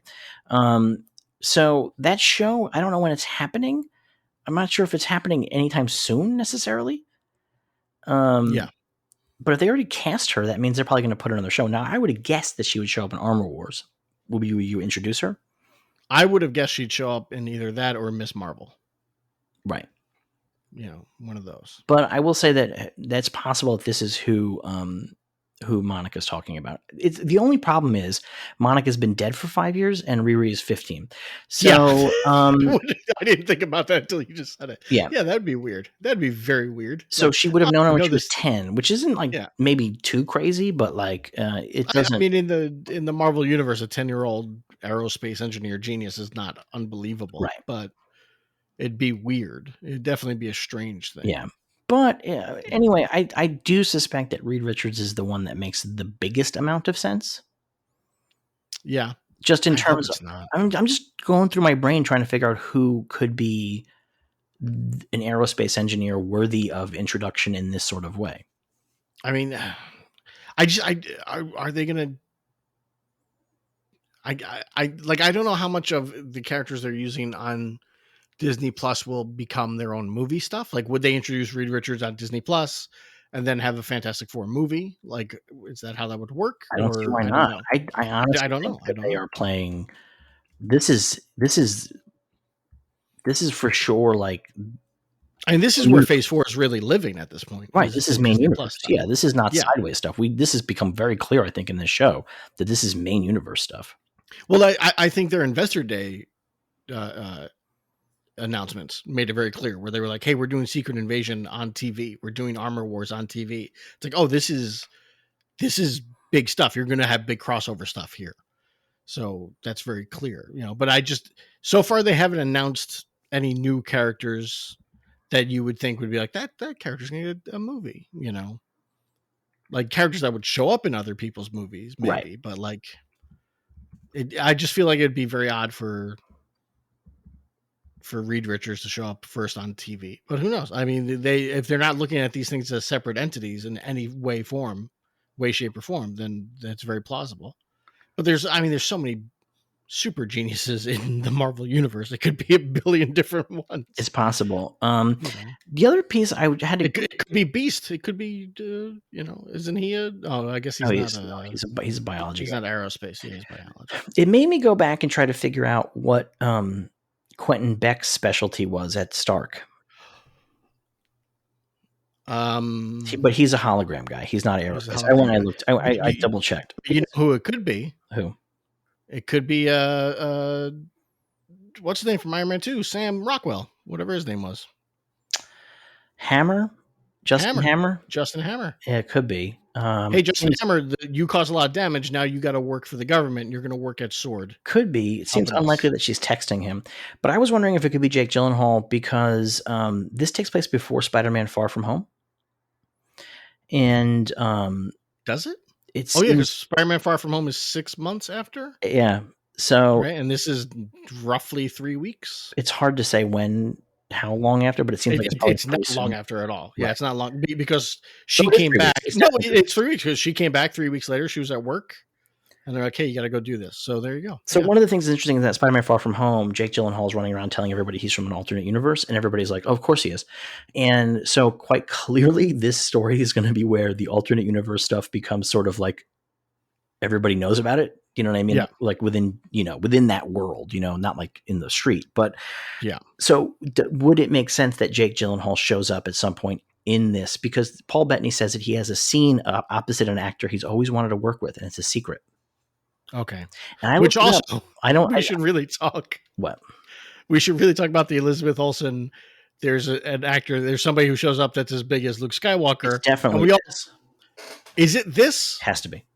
Because this is not. I'm sorry. This is just not. You're out of your mind. This is enormous. This is unbelievably enormous. I mean, this is big, but this is not Luke Skywalker. There's big. no Luke Skywalker. What she means is that this is a character you would never expect to see in this show. And there's no other character in the Marvel universe that works except for a character who's not from the Marvel universe. That's the only thing that makes sense. She doesn't mean Mark Hamill. She means a character that you never would expect to see. No, I know she didn't mean Mark Hamill, but like with the show, I was expecting at some point Quicksilver would pop up. Yes, you were not expecting Quicksilver from Fox. That's the premise that makes it wild. It's not just that it's Quicksilver or they recast the guy or they had Aaron Taylor Johnson show up secretly. It's that it is specifically Quicksilver from Fox. I mean, we'll see if it's just a meta joke or not. Like that's going to be a big part of it. I think. I really feel like there's no way that it's just a meta joke. I mean, it could be, but I don't think it makes sense. It's too meta a joke, and it's the kind of thing like it's too big to be a troll. Do you know what I mean? I guess I don't know. It's too big to be a troll. It has to be. We know this is a multiverse story. That's the other thing. No, we do know that it's a multiverse story, but and it makes sense that it would be that kind of format of what you were saying with the kids and blah blah blah. But it just, I guess part of it is also I just don't want any of those Fox actors to show up. Well, Ryan Reynolds, Deadpool's going to. Yeah, we know Ryan Reynolds is, but like, I have no interest in like. And this is nothing against those actors. I think James Marsden's a fantastic actor, but I'd like to see something different done. Like I'd like to see the X-Men where they are teenagers, like that kind of stuff, like not. Well, you're going to get that.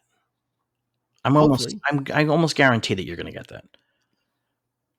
I hope so. Here's the thing. So bringing in Evan Peters Quicksilver, Evan Peters works, right? So like he's a guy that likes to work. So this is like part of it is like you can sign him on to 11 movies. He's super fucking happy. Aaron Taylor Johnson, he's doing all family stuff. He's raising a family. He's not interested in doing a bunch of movies, right?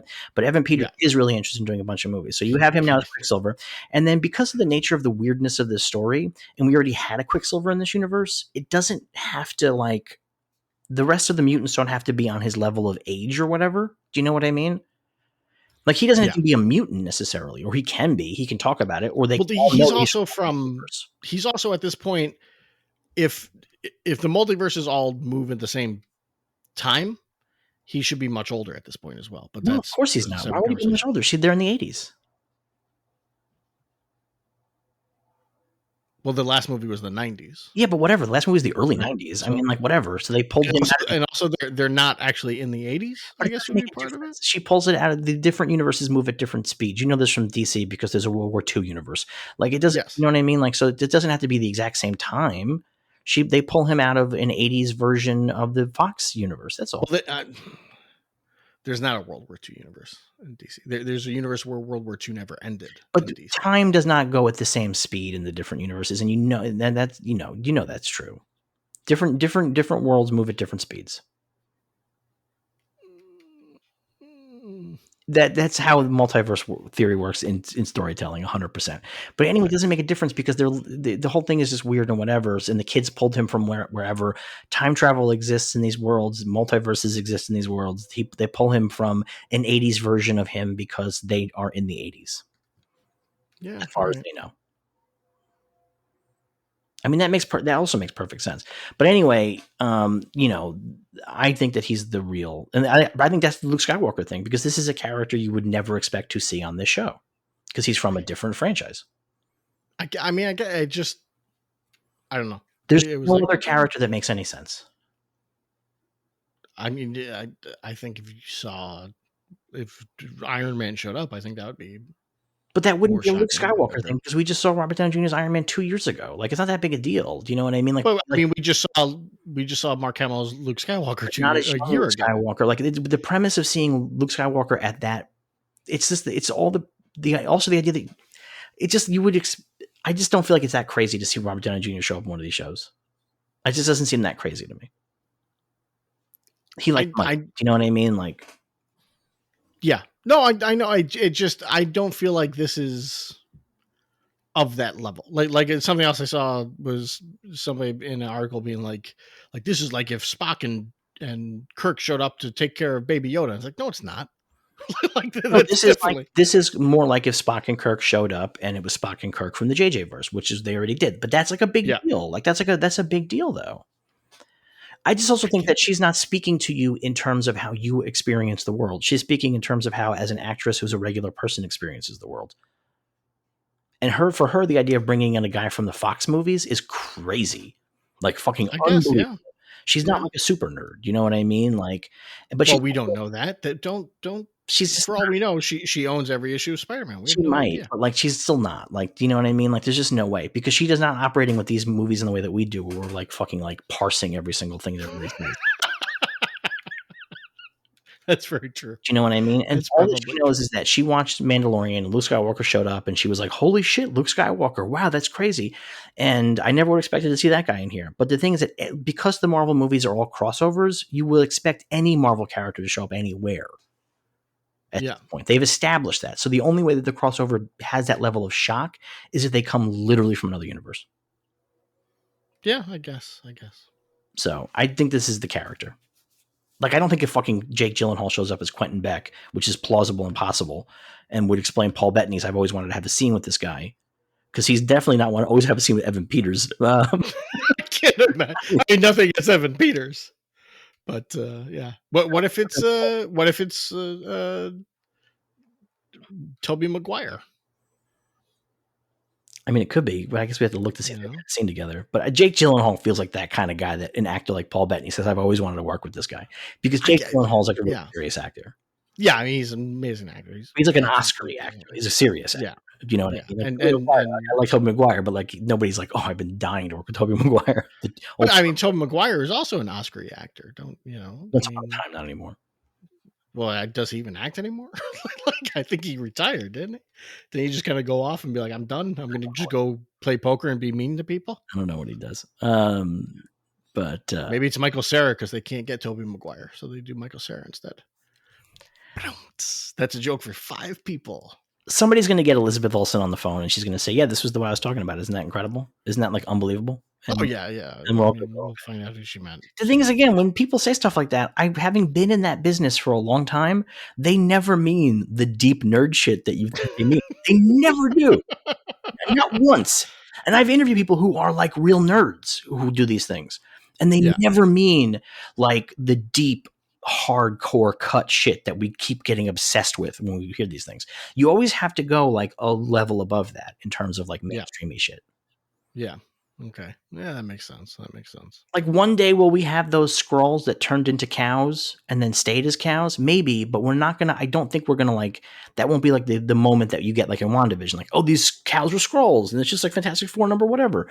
Like, you know what I mean? Like, it's just not gonna be that. Like, it's gonna always be like sort of more mainstream, like what a regular person would think was mind blowing.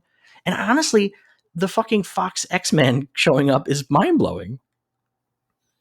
It's fun. And we'll see what the connection is. Like, if you're right that it is Pietro from that reality, then yes. If I'm right that it's somebody pretending to be him, it's not as exciting. But why would somebody pretend to be that version of Pietro? It makes no sense at all. Well, again, I think it's also a bit of a meta joke.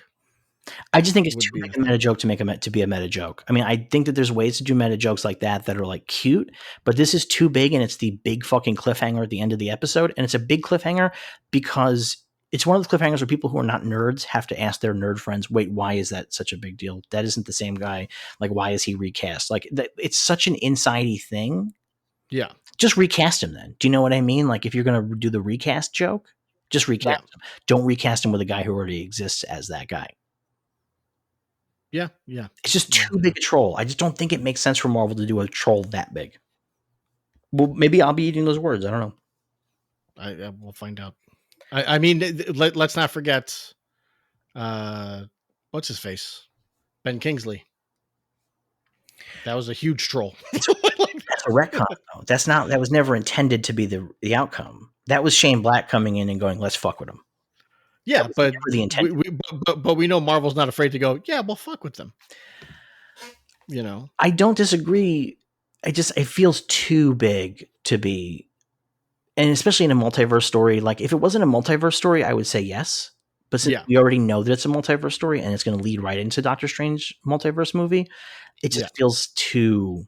And they've been, by the way, they haven't been secret about that. That's been like no, that was always the plan. They announced that right off the bat. Right. So like this again, the original idea was that this would end in next week, the week after Doctor Strange Multiverse of Madness would be in theaters. Right. Was the original plan. Right. So I mean that's the thing. So I think that I just don't feel like they fuck around like that. You know what I mean? I just don't believe it. No. Anyway, it seems like we like this episode, right? I have problems. Oh God. I do. Well, we're already at 90 minutes of episode discussion, so talk about your problems quickly. They break the TV format in a weird way. That it's 80s sitcom, but it's widescreen. It's 16:9. I thought that was weird. I imagine there's a reason behind it, but I don't think know the reason is because they're merging the two things in terms of. But they still kept changing the aspect ratio, so it's weird. Because the real world stuff, the outside world stuff, it has the bars, the black bars. Oh, I don't know what ratio that's at. So they're still doing ratio stuff, aspect ratio stuff, but I don't know why they didn't just go with 4:9 for 80s sitcom stuff. And I feel like, personally, I think you might remember my problem with the first two episodes was I felt like they were moving too slow. I feel like now they went too fast. All of a sudden, everybody's like, fuck it. And that's weird. Then all of a sudden, Wanda's like, yeah, fuck it. We'll do stuff in front of Agnes. Whatever. Who cares? The shift seems too sudden to me. But that's about it. Those are my problems with it. That's pretty incredible. You nitpick like nobody I've ever known, which is why I knew I had to have a podcast with you. You disagree that it's not just like suddenly she's like, yeah, whatever, forget it. No, I don't think it's suddenly. I think that it's been a building thing where she has been slowly but surely getting like bigger in terms of like what she's doing and stuff like that. It makes perfect sense to me. It makes perfect sense to me. I strongly disagree. And I think also because Agnes in the episode had already indicated that she knew that it was whatever. Like Wanda's aware of what's going on. You know what I mean? Other people aren't, but Wanda is. So like she's operating on multiple levels while she's talking to Vision. Yes, I'm aware of that. But that she's not, that she hit a point where she's like, it does, to Vision being like, it doesn't matter. Just with Agnes. Only with Agnes. But it's not only with Agnes, because the kids grow and she's like, okay, fine, whatever, don't worry about it. And he even says, we're getting more and more careless. And she's like, it's fine, don't worry about it. Like that feels off. Like with everything we've been seeing, it feels like a big shift. I mean, I wonder if it's just because she knows she feels more confident in her control of Westview. But at the same time, we're seeing her not being able to control Westview. Well, we're introducing an element of things that are outside of her control, but she otherwise feels more in control of Westview. But that element of what's outside of her control is only building over the course of the episode, and it climaxes with the reveal of Quicksilver. But I don't think up until then I don't think she really noticed that she was not controlling these things. I think that she was like recognizing that things were weird, but was not fully like, hey, I didn't do this. Like, I don't, you know what I mean? Like, and I think that she's also chalking it up to these kids having powers partially. I guess maybe. I don't know. It just felt like a big jump in, I don't know what the word would be, but a big jump in pace, so to speak. All right. Well, I disagree, but I appreciate your. I'm not saying I didn't like the episode. I liked the episode. It just felt odd to me, maybe next time speed up the first two episodes and spend more time showing the cracks forming. I just feel like we've seen a lot of cracks forming. I think especially in terms with like the Vision. I just feel like we spent like a lot of time with it, and I feel like it's felt very natural and really terrific. I think with Vision we've seen the cracks forming, but I think Wanda becoming careless we have not seen until this episode. That's what I think. Maybe. Well, I guess we will see more and figure out where Wanda's coming from, because we've not gotten a lot of stuff from Wanda's point of view, technically, even though the whole series is in her reality. We've not gotten a lot until this episode when she's talking to Vision on the couch, as it really felt like we are getting her truly unfiltered feelings on things. So maybe we'll get more of that in the episodes to come. But this episode has gone very long, as I suspected it might. We're going to be 2 solid hours. So Congrats. The cat's crying outside the door right now. The cat's. See, the cat agrees with me. He wants to get in on it. Derek, where can they find you on the internet? They can find me on Twitter at WH_woolhat. And you can find me over at patreon.com/cinemasangha. It's cinema, SANGHA. We have a Patreon there, and our other podcast is behind the Patreon paywall there. It's called The Bad Batch. It's a Star Wars TV podcast where every single week we watch a Star Wars TV show. Right now we're watching Rebels Season 2. And as soon as new Star Wars begins again on TV, we'll jump into that. But we're going to make our way through Rebels right now. We have about 45 episodes in the can that you can get back there and listen to. And subscribing for as little as $1 a month will get you access to the entire archive of The Bad Batch. And so please go over there and become a member and support more of this business, this silly 2 hours of us yapping business. And these Marvel joke books don't pay for themselves, people. There you go. And in the meantime, may you be happy, may you be healthy, may you be safe, and most of all, may you remain a true believer. Oh.